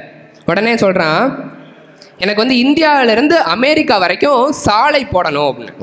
ஐயோ அதெல்லாம் முடியாதுப்பா, அதெல்லாம் ரொம்ப கஷ்டம், முடியவே முடியாது, வேற ஏதாவது கேள்வி நான் தர்றேன் அப்படின்றாரு. அப்படியா, அப்போ என்னோட மனைவியோட வாயை கொஞ்ச நாளைக்கு பூட்டி வைங்க, பேசவே வேணாம் அப்படின்னு. இல்லைப்பா, நீ ஃபஸ்ட்டு சொன்னில இந்தியாவிலேருந்து அமெரிக்கா வரைக்கும், அந்த வரத்தையே நான் தர்றேன், எத்தனை வழி சாலை போடணும் அப்படின்னு கேட்குறாங்க. 8 வழி சாலை போடுறது ஈஸியா, ஆனால் மனைவியோட வாய் அடைக்கிறது கஷ்டம். ஆமாம் நடுவர் அவர்களே, நாவுக்கரசர் எப்படிப்பட்டவர் தெரியுமா? சிவன் கோயில் எல்லாம் உழவார பணிகள் செய்யறதுல அவரை தான் துவக்கி வச்சார். இன்னைக்கு செஞ்சுட்டு இருக்காங்க. நம்ம திருவத்தூர் வடிவுடையம்மன் கோயில் பார்த்தீங்கன்னா தெரியும் உங்களுக்கு, அதுக்கு ஒரு குரூப்பே இருக்காங்க, உழவார பணிக்குன்னு ஒரு மிகப்பெரிய ஒரு குரூப்பே. அந்த உழவார நல்லா கை தட்டலாம். இன்னைக்கு அந்த உழவார பணியை அழகாக செஞ்சுட்டு இருக்காங்க. இந்த கோயிலில் அந்த மாதிரி இருந்தால் அதையும் சேர்த்துக்கு ரெடியாக இருக்காங்க. ஒரு கோயிலை பற்றி நீங்கள் யூடியூப்ல, திருவத்தூர்ல ஒரு யூடியூப் இருக்கு, அதில் நீங்கள் போட்டிங்கன்னா, நம்ம சாலினி தொலைக்காட்சி வாயிலாவே நம்ம சொல்லலாம், போட்டிங்கன்னா அந்த கோயிலில் உழவார பணி செய்யறதுக்கு இன்னைக்கும் இறைப்பணி பக்தர்கள் ஆண் பெண் என்று பாகுபாடு இல்லாமல், நான் போன வாரம் திருவத்தூர் கோயிலில் பார்த்தேன், பெண்கள் சங்கு எடுத்து ஊதுறாங்க, பெண்கள் சங்கு ஊதுறாங்க. ஆண்கள் சங்கு ஊதி தான் பார்த்துருப்போம். சில பெண்கள் சில பேர் ஊதி விட்டுற சங்கு, அது வேற விஷயம்.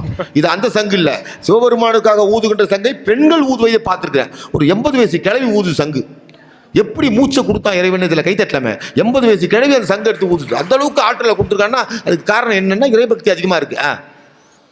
அப்படி அப்போ ஸ்டார்ட் பண்ணி வச்சது யாருன்னு பார்த்தோன்னா ஒரு ஆணாகத்தான் இருக்கிறான். அதே இதை நமக்கு பிடிச்சி இன்ன வரைக்கும் நம்ம பண்ணிட்டு இருக்கோங்க. அந்த பாரம்பரியம் மாறாமல் அந்த சிவன் கோயிலுக்கு உழவார பணிகள் நம்ம எல்லாருமே செஞ்சுட்டு இருக்கோம்.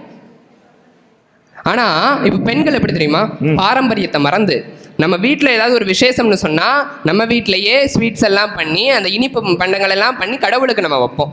ஆனால் இப்போ எப்படி தெரியுமா, போங்க போங்க பேக்கரி கிளம்புங்க, போய் 1 கிலோ ஸ்வீட் பாக்ஸ் வாங்கிட்டு வாங்க, சாமிக்கு வச்சுருவோம், ஏன்னா அதான் என்ன சாப்பிடவா போகுது அப்படின்ற ஒரு கேள்வி வேற. இதுதான் பெண்களுடைய வேலையாவே இருக்கு.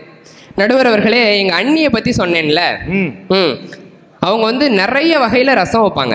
மிளகு ரசம் வைப்பாங்க, தக்காளி ரசம் வைப்பாங்க. அதில் கூட ஒரு புதுசாக ஒரு ரசம் வச்சாங்க. ஆமாம், என்ன ரசம்? ஜொல்லு ஊற்றும் கொள்ளு ரசம். ஆஹா. அப்படி ஒரு ரசம் வச்சாங்க. இவ்வளவு ரசம் வைக்க தெரிஞ்ச அவங்க வீட்டில் சமரசத்தை மட்டும் விட்டுட்டாங்க. அண்ணன் கூட எவ்வளோ சண்டை, பாவம் எங்கள் அண்ணன். ஒரு நாள் புருஷன் திடீர்னு பாராட்டியிருக்கான்.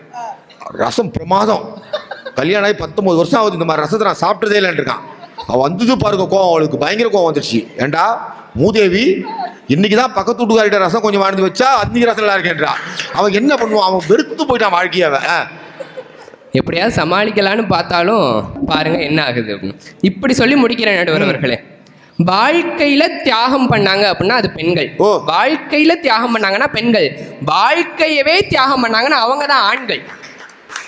இளமையிலேயே இறைவனை தேடு, முதுமையில் தேடினால் அது மரண பயம் என்று சொல்லி நல்லதொரு வாய்ப்புக்கும் வாய்மொழி கேட்டமைக்கும் நன்றி பாராட்டி விடைபெறுவது உங்கள் நண்பன் தமிழ் மகன் பா. சிவபிரகதீஷ். நன்றி, வணக்கம். பிறர் சாப்பிட வேண்டும் என்று தன் உயிரை பணயம் வைத்து கடலுக்குள்ளே சென்று வலை வீசுபவன் மீனவன். இவனும் ஒரு மீனவன். கை தட்டலாங்க. நான் கேட்டேன், என்ன பண்ண அப்பா என்ன பண்ணுறாரு? அப்பா மீன் பிடிக்கிறார் சார். ஒருத்தரை பார்த்து நான் கேட்டேன், உங்கள் அப்பா என்ன பண்ணுறாரு? ரோட்லேருந்து காக்கா பிடிக்கிறார் சார். அப்படிங்கிறத விட எங்கள் அப்பா மீன் பிடிக்கிறாருன்னு சொன்னால் பார்த்தீங்கன்னா அங்கே தான் அந்த பஞ்சு நிற்குது. நல்லா கை தட்டலாமே. மீனவர் அழகான வரிக்கு சொந்தவர், நல்ல வார்த்தைகள். அவர் பல மேடைகளில் பேசல, அந்த டிவியில் பேசுறதுனால பட்டிமன்றத்துக்கு அவர் புது மேடை தான். இந்த கோயிலில் அரங்கேற்றம் பண்ணி வச்சிருக்கவர். ஏன்னா இவர் அரங்கேற்றம் பண்ணுறது எனக்கு தான் பெருமை. சிவன் தான் எல்லாரையும் அரங்கேற்றம் பண்ணுவார், நான் சிவபிரகாசி அரங்கேற்றம் பண்ணி வச்சிருக்கேன். வள்ளுவர் 2000 வருஷத்துக்கு முன்னாடி ஒரு குறள் சொன்னார், எப்பொருள். சூப்பர். அவன் தங்கச்சி அது, கை தட்டுங்க. அவன் தங்கச்சி, அவர் ரெடியாக இருக்கா பாருங்க. இந்த குறளில் பார்த்தீங்கன்னா வள்ளுவர் 2 யார் போட்டிருப்பார். எப்பொருள் யார் யார் வாய் கேட்பினும் போட்டிருப்பாரு. வள்ளுவர் ஒரு யார் கூட போட்டிருக்கலாம். எவனும் அப்போ கேள்வி கேட்க மாட்டான். அப்போ சவுக்கு சங்கர்லாம் கிடையாது, அப்போ பத்திரிகைலாம் கிடையாது, யூடியூப்லாம் கிடையாது. எவனும் கேள்வியே கேட்க முடியாது, கோர்ட்டுக்கே போக முடியாது, ஜாமீனே கிடையாது. அப்போலாம் ஜாமீன் என்னன்னு கேட்பான், மீன் தான் தெரியும், ஜாமீனே தெரியாது. ஏன் 2 யார் போட்டார் தெரியுமா? அவருக்கு தெரியும் வள்ளுவருக்கு 20ஆம் நூற்றாண்டில் வாரியார்னு ஒருத்தர் பிறப்பார், பெரியார்னு ஒருத்தர் பிறப்பார். பெரியார் கடவுள் இல்லைன்னு சொல்லுவார், வாரியார் கடவுள் இருக்குன்னு சொல்லுவார். கேட்குற நீ தான் எப்பொருள் யார் யார் வாய் கேட்பினும் அப்பொருள் மெய்ப்பொருள் காண்பது அறிவு என்பது 2000 வருஷத்துக்கு முன்னாடி சொன்னோம் வள்ளுவர்.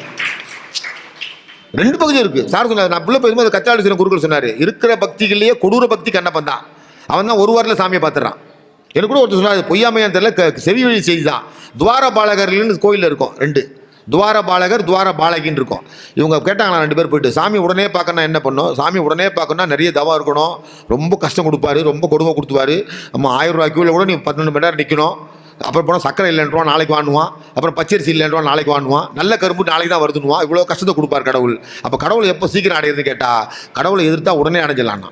அப்போ உடனே கடவுளை பார்த்தாகணும் தான் துவாரபாலர்கள் உடனே கடவுளை எதிர்த்தார்கள். அவர்கள் காட்சி கொடுத்து அவர்களை பக்கத்திலேயே அமர வைத்துக் கொண்டார். அவர் தான் கோயிலில் துவாரபாலகர்களாக பக்கத்திலே இருப்பார்கள் என்ற செய்தி செவி வழி செய்தி தான். நல்லா சொல்லியிருக்காரு, நல்லா கைத்தட்டலாம். ஒரு மாணவனாக இருந்து இன்றைக்கி எப்படி பேச முடியுன்றது ரொம்ப அழகான செய்திகளாக சொல்லியிருக்காரு. அவருக்கு நம்முடைய வாழ்த்துக்கள். இருந்தாலும் அவர் சொன்ன செய்தி ஒன்று தான். அவர் சொன்னதை நான் நடைமுறையில் சொல்ல பாருங்க. இடம் வாங்கினா தான் பொண்டாட்டி பேரில் வாங்குவான், கடன் வாங்கினா தான் பேரில் வாங்குவான். இதுதான் ஆம்பளை. அவர் சொன்னதை நான் ஒரே பேரில் சொல்லிட்டேன். இடம் வாங்கினா தான் பொண்டாட்டி பேரில் வாங்குவான், கடன் வாங்கினா தான் பேரில் வாங்குவான். ஏன் தெரியுமா? கடங்காரன் வந்து கத்தும்போது நம்ம தான் இருக்கணும். ஒரு குடும்பத்தில் ஒரு கடங்காரன் வரான், பொண்டாட்டி புருஷன் ரெடி ஆகிட்டாங்க. நாங்கள் கடங்காரன் வரான், நீ விட்டா நம்ம விடுவ மாட்டோம், நம்ம வாரண்டி கேட்டு ஒரு 1.5 வருஷம் ஆகி போச்சு, இன்றைக்கி நம்மளை உண்டு இல்லைன்னு பண்ணிட்டு போயிடுவோம் அப்படின்னாங்க. என்ன பண்ணலாம் கேட்டாங்க. நம்ம 2 பேரும் சண்டை போடுற மாதிரி நடிப்போம். சண்டை போடுறத பார்த்து அந்த கடங்காரன், ஓ அவங்க குடும்பத்திலே சண்டை இருக்குது அப்படின்னு போயிடுவான், நம்ம ஏமாத்திக்கலான்னு புருஷன் 2 பேரும் வாய்க்கு வராத பாஷை, நம்ம நார்த் மெட்ராஸ் பாஷை போட்டு கத்துதுங்க. 2ம் கதவு லைட்டாக திறந்து வச்சுட்டு கடங்காரன் வந்து எட்டி பார்த்தான். அங்கேயே சண்டை நடக்குன்னு சொல்லிட்டு கடங்காரன் திரும்பி போயிட்டான். உடனே பொண்ணு சொன்னா, பார்த்தீங்களா என் நடிப்பு எப்படி இருக்கான்? உன் நடிப்பு என் நடிப்பு எப்படி ஒரிஜினல் சண்டை மாதிரி கத்தனப்ப, நீ என்ன ஒரிஜினல் சண்டை, நான் மாதிரி ஒரிஜினல் நடிச்சேன். 2 பேரும் சண்டை போடுது. உடனே படார்னு கதவு திறக்குது. கடங்காரன் வந்து நிற்கிறான். ஏன் நடிப்பு எப்படின்னா போகிற மாதிரி போயிட்டு வந்த பற்றியா ஏன் நடிப்பு எப்படின்னா. இது மாதிரி ஏமாற்றக்கூடிய காலங்கள் இருக்க வரைக்கும் ஏமாற இருந்து தான் இருப்பான்றத, ஏமாறாமல் இருப்பதற்கான வழிகளை தேடுவது தான் ஆத்மாவை லயப்படுத்தக்கூடிய ஆலயம் என்பது. அந்த ஆலயத்திலே அதிக வழிபாடு செய்வது யார், ஆண்களா பெண்களான்ற அருமையான தலைப்பு போயிட்டு இருக்கு. பேசி முடிச்சிருக்காரு. இதெல்லாம் மறுப்பு தெரிவித்து பேசுவதற்கு ஷீலாலட்சுமி அவர்களை ஒரு பலமான கைத்தட்டலோடு வருக வருக என அழைக்கிறேன். ஆலயத்தில் அமர்ந்திருக்கும் அனைத்து சான்றோர்களுக்கும் ஷாலினி தொலைக்காட்சி நேயர்கள் சார்பாக பொங்கல் திருநாள் நல்வாழ்த்துக்களை எங்கள் பட்டிமன்றத்தின் குழுவின் சார்பாக தெரிவித்துக் கொள்கின்றோம். நடுவர் அவர்களே, வருடம் முழுவதும் நாம் பட்டிமன்றம் பண்ணி கொண்டிருக்கிறோம். ஆனால் நீங்க பண்றீங்க, என்ன கூப்பிடுறான்? ஆனால் ஆலயத்திற்கு எதிரே அமர்ந்து கொண்டு நம் எதிரே இறைவன் பார்த்து கொண்டிருக்கிறார். இதை விட ஒரு மேடை யாருக்கு அமையும்? இந்த கச்சாலீஸ்வரர் கோயிலில் எங்களுடைய முதல் வருட பட்டிமன்றம் சிறப்பாக ஆரம்பமாகிறது. இந்த வருடம் முழுவதும் எங்களுக்கு சிறப்பாக அமையும் என்ற நம்பிக்கையில் ஒரு அருமையான ஒரு தலைப்பை கொடுத்திருக்கீங்க. இறை பக்தியிலும் இல்லற பக்தியிலும் சிறந்து விளங்குவது பெண்களே, ஆண்கள் வேண்டாம். பேசணுங்கிறதுக்காக 2 பேர் வேணும்ல, அதுக்காக உட்கார வச்சிருக்கோம். ஆனா பெண்கள் தான் இறை பக்தியிலும் இல்லற பக்தியிலும் சிறந்து விளங்குபவர்கள். ஆண்கள் அதுக்காக இறை பக்தி இல்லற பக்தி இல்லைன்னு சொல்ல முடியுமா? இல்ல, அவர்களுக்கு இருக்கிறது. ஆனால் ஒரு படி அதிகமாக யாருக்கு இருக்கிறது என்பது பார்க்கும் பொழுது பெண்களுக்கு தான் இருக்கிறது. எதிரணியில வந்த தம்பி ரொம்ப சின்ன பையன், மன்னிச்சு விட்டுருவோமே நம்ம. குழந்தை, ஆமா, பச்சை குழந்தை. வந்த உடனே பேசுறத பாத்தீங்களா, ஜொல்லு ரசம். அது கூட பரவாயில்லைங்க. கோவில்ல அவர் சாமி கும்பிட்டு இருந்தாராம். பக்கத்து வீட்டில் இருக்கிறவங்க வந்து அந்த புடவை இந்த புடவை இந்த நகை அந்த நகைன்னு பேசிக்கிட்டு இருந்தாங்களா. நீ என்ன பண்ணிக்கிட்டு இருந்த தம்பி? நீ சாமியை கும்பிடாம அவங்க என்ன பேசுறாங்கன்னு நீ கேட்டுக்கிட்டு இருந்திருக்க. அப்போ உனக்கு சொல்றதுக்கு எந்த தகுதியுமே இல்லாதவன். யோசிச்சு பார்க்கணும். அப்புறம் அந்த கவிதைகள் கூட பாருங்களேன், அந்த கவிதை கூட அவள் பார்த்தாள் இவள் பார்த்தாள், எங்க போனாலும் பார்க்கறது மட்டும்தான் உனக்கு வேலை போல. அப்புறம் இதுல வேற திருமணம் ஆகிவிடும். வாய்ப்பில்லை ராஜா. அதுக்கு தான் பார்த்துட்டு இருக்கான். இல்ல, வாய்ப்பில்லை.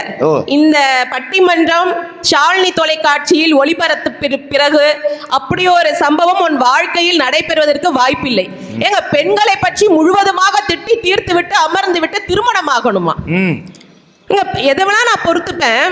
இடுமூடி கட்டிக்கொண்டு ஆண்கள் எல்லாம் சபரிமலைக்கு செல்கிறார்கள், குடும்பத்திற்காகத்தானே. நல்லா யோசிச்சு பாருங்க. அந்த அத்தனை ஆண்களும் தலையில் கனத்தோடு செல்கிறார்கள். ஆனால் பெண்கள் வீட்டில் இருந்து கொண்டு மட்டியில் கனத்தோடு என்னுடைய கணவன் மலை ஏறி வீட்டுக்கு வர வேண்டும் என்று விரதம் இருந்து இருக்கிறார்கள் என்று சொன்னால் அதுதான் இல்லற வாழ்க்கை. ஆமா, நைட்ல அவங்க சாப்பிட மாட்டாங்க, விரதம். இவ்வளவு பெரிய பச்சை பழம் 4, திராட்சை 1/2 கிலோ, முந்திரி பருப்பு 1/4 கிலோ, பழாப்பழம் 1, பால், அப்புறம் என்ன பாதாம் பருப்பு, இவ்வளவும் சேர்த்து சாப்பிட்டு விரதம். அரிசி பொருள் வாயில படக்கூடாது. இது இல்லை அரிசி பொருள் வாயில படக்கூடாதான். இதுக்கு நீ 1.5 மூட்டை அரிசியை திட்டலாம். இவ்வளோ பொருளையும் நீ சாப்பிட்றதுக்கு 1.5 மூட்டை அரிசியை வச்சு பொங்கல் வச்சு சாப்பிடலாம். நடுவர்களே, அப்படி சாதாரணமாக நீங்க சொல்லிவிடக்கூடாது. ஆடி மாதம் அம்மனுக்கு, ஆவணி மாதம் சூரியனுக்கு, புரட்டாசி மாதம் பெருமாளுக்கு, கார்த்திகை மாதம் முருகனுக்கு, மார்கழி மாதம் சிவனுக்கும் கண்ணனுக்கும், பங்குனி மாதம் அம்மனுக்கு. இப்படி பக்தியை 365 நாட்களும் முழுமையாக வெளிப்படுத்துவது யார் என்று சொன்னால் எங்கள் வீட்டு இல்லற பெண்கள் தான். அப்ப ஒரு மாசோட ஆம்பளை கிடையாது, நிம்மதி. மொத்த மாசம் நீங்களே எடுத்துக்கிட்டீங்க. நடுவர் அவர்களே, ஒரு பெண் குடும்பத்துல பிறக்கிறாங்க. அந்த குடும்பத்துல பிறந்த உடனே ஆண் மகனும் பிறக்கிறான், பெண் மகளும் பிறக்கிறாள். ஆனால் பெண் பிறந்தவுடன் தான் தேவதை என்று சொல்லுகிறோம். வீட்டுக்கு பிறந்த தேவதை மகாலட்சுமி என்று சொல்றோம்.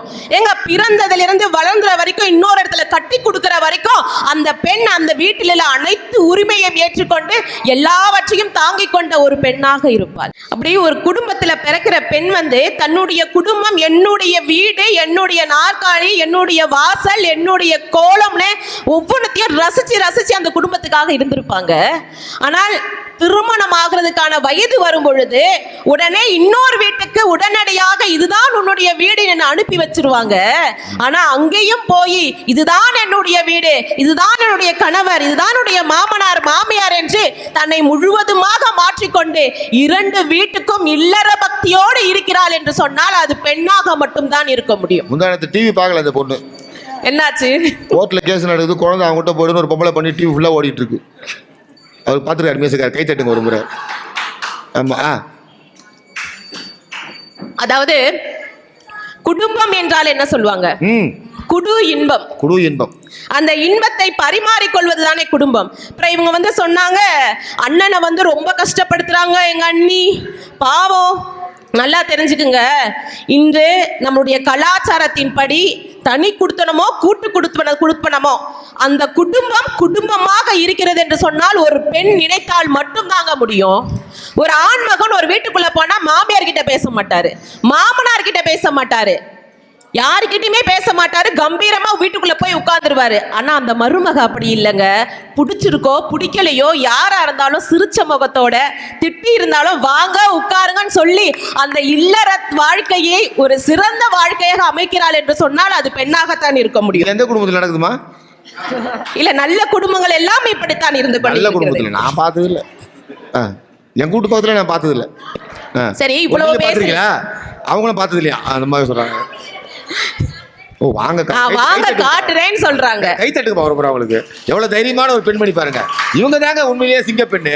டிவியில போடுறது சிங்கப்பெண் இல்லை, இவங்க தான் சிங்கப்பெண். கை தட்டலாம் நல்லா, இவங்க தான் சிங்கப்பெண். ஏன்னா இவங்க தான் சிங்கப்பெண். இந்த உலகமே மண்ணின் மீது நிற்கவில்லை, பெண்ணின் மீது தான் நிற்கிறது என்பதுதான் உண்மை. இங்கு வேண்டுமானாலும் எண்ணிக்கையில் குறைவாக இருக்கலாம், ஆனால் எண்ணங்களில் உயர்ந்தவர்கள் இருக்கிறார்கள், அவர்கள் புரிந்து கொள்வார். நடுவர் அவர்களே, இது இல்லற பக்தி, இறை பக்தியை பத்தி ரொம்ப அருமையா சொன்னாரு. திருநாவுக்கரசர் உறவால பணி செய்தவர், சத்தியமா அதுதான் உண்மை. ஆனால் அதற்கு காரணமாக இருந்தவர் யார் என்று தெரியுமா? தன்னுடைய திருநாவுக்கரசருடைய கூட பிறந்த சகோதரி தான் காரணம். யோசிச்சு பார்க்கணும். திலகவதி அம்மையார் எங்க பன்ருட்டியில திருவதிங்கிற ஒரு ஆலயத்துல வந்து தினமும் 30 ஆண்டுகளாக தன்னுடைய வீட்டுல இருக்கிற மலரை அப்படியே பறித்து மாலையாக தொடுத்து இறைவனிடம் வேண்டுகிறாங்க. அப்போ திருநாவுக்கரசருக்கு வந்து வயிற்று வலி, தீராத வயிற்று வலி வந்து விட்டது.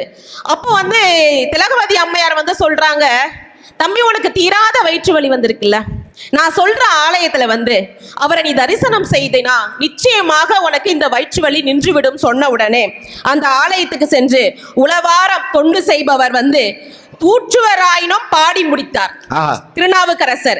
முதல்ல இதை பார்க்கணும்னா சமண சமயத்தில் இருந்தவர் தான் திருநாவுக்கரசர். அப்பொழுது வீரதேஸ்வர பெருமாள் என்ன பண்ணுகிறார்னா அந்த நொடியே அவர் வயிற்று வலியை தீர்த்து விடுகிறார். அன்று முதல் தான் உளவாரம் பணி செய்கின்ற பணியை செய்ய துவங்குகிறார், அனைவரையுமே செய்ய வைத்திருக்கிறார் என்று சொன்னால் திருநாவுக்கரசர். திருநாவுக்கரசர் சமண மதத்துல இருந்தவர் தான். ஆமா, அப்பயே திருநாவுக்கரசர் 2 கட்சி மாறி இருக்காரு பாருங்க. ஆக அவர் மனதை மாற்றியது யார் என்று சொன்னால் ஒரு பெண் தானே. நல்ல கை தட்டலாமே, பெண் தான் அந்த மனதை மாற்றுறாங்க. ஆமா, அதுதான் காரணம். அதுக்கப்புறம் சைவத்தில் 63 நாயன்மார்கள் இருக்கிறார்கள். ஆனால் இத்தனை நாயன்மார்களிலும் சிவனடியார் அம்மையார் என்று வாய் நிறைய கூப்பிட்டவர் யார் என்று சொன்னால் காரைக்கால் அம்மையார். என் அம்மை வருகிறாள் சொன்னார். ஆமா, புனிதவதி என்று ஒரு புனிதமான பெயர் கொண்டவர் தான் முதலில் காரைக்கால் அம்மையார். அவர் வந்து ஒரு நல்ல ஒரு வியாபார குடும்பத்தில் பிறக்கிறார். இறைவனை தொடர்ந்து வந்து வழிபாடு செய்து கொண்டிருக்கிறார். பரமதத்தன் என்றவரை திருமணம் செய்து கொண்டிருக்கும் பொழுது பரமபத்தனுடைய ஒரு முறை என்ன பண்றாருன்னா அவருடைய நண்பர் வந்து நல்லா கேட்டுங்க 2 மாங்கனியை கொடுக்குறாங்க. நல்ல ஒரு பழுத்த மாங்கனியை வந்து கொடுத்துட்டு போறாங்க. அதை எடுத்துட்டு வந்து இவர் என்ன பண்றாரு, அம்மையார் கிட்ட கொடுத்துடுறாங்க, மனைவி கிட்ட. சரி நான் மதிய உணவு சாப்பிடும் போது சாப்பிடுறேன்னு சொல்லி கொடுத்துட்டு போயிடுறாங்க. இவங்களுக்கு என்னன்னா அடிகளார் யாராவது வந்துட்டாருன்னா உடனே அவங்களுக்கு ஏதாவது செஞ்சிடணும்னு நினைப்பாங்க. ஒருத்தவங்க பசின்னு வந்து நிக்கிறாரு, உடனே ஒரு மாங்கனி எடுத்து அப்படி கொடுத்துட்டாங்க. யாருக்கு? அந்த அடியாருக்கு கொடுத்துட்டாங்க. அப்புறம் அந்த கணவர் வந்து வீட்டுக்கு வராரு. பரமபத்தன் வந்து உட்கார்ந்ததுக்கு அப்புறம் சாப்பிட்டு முடிச்ச உடனே அந்த மாங்கனி கொடுத்தன்ல எடுத்துட்டு வாமா அப்படின்னு சொன்ன உடனே அப்படியே 2 துண்டாக நறுக்கி கொண்டாந்து கொடுக்குறாங்க. சாப்பிட்டுட்டு எவ்வளவு அப்படியே இனிப்பாக இருக்குது, இன்னொன்னு சாப்பிடும் போல இருக்குது, இன்னொன்னு எடுத்துட்டு வான்னு சொல்றாங்க. அம்மையார் என்ன பண்ணுவாங்க, கையில இல்ல, அதான் அவங்களுக்கு கொடுத்துட்டாங்கல்ல. உடனே தன் கணவர் கேட்ட உடனே இல்லை என்று நான் எப்படி சொல்ல முடியும் என்று சொல்லி இறைவனிட்ட போய் கேட்கிறாங்க. இல்லை என்று என்னால் சொல்ல முடியாது, உன்னை தினம் தினம் உன்னை நான் வந்து துதிப்பாடினேனே, எனக்கு இது இப்பொழுது ஒரு மாங்கனியை கொடுன்னு சொன்ன உடனே கொடுக்கிறார் சிவபெருமான். மாங்கனியை கையில கொடுத்துடுறாரு. அதை எடுத்துட்டு வந்து உடனே இவங்கள்ட்ட கொடுக்குறாங்க. அவர் கணவர் அதை சாப்பிட்ட பிறகு முதலில் சாப்பிட்டதை விட இது இனிப்பாக இருக்கிறது, நிச்சயமாக நான் கொடுத்தது இல்லை அப்படின்னு சொல்றாங்க.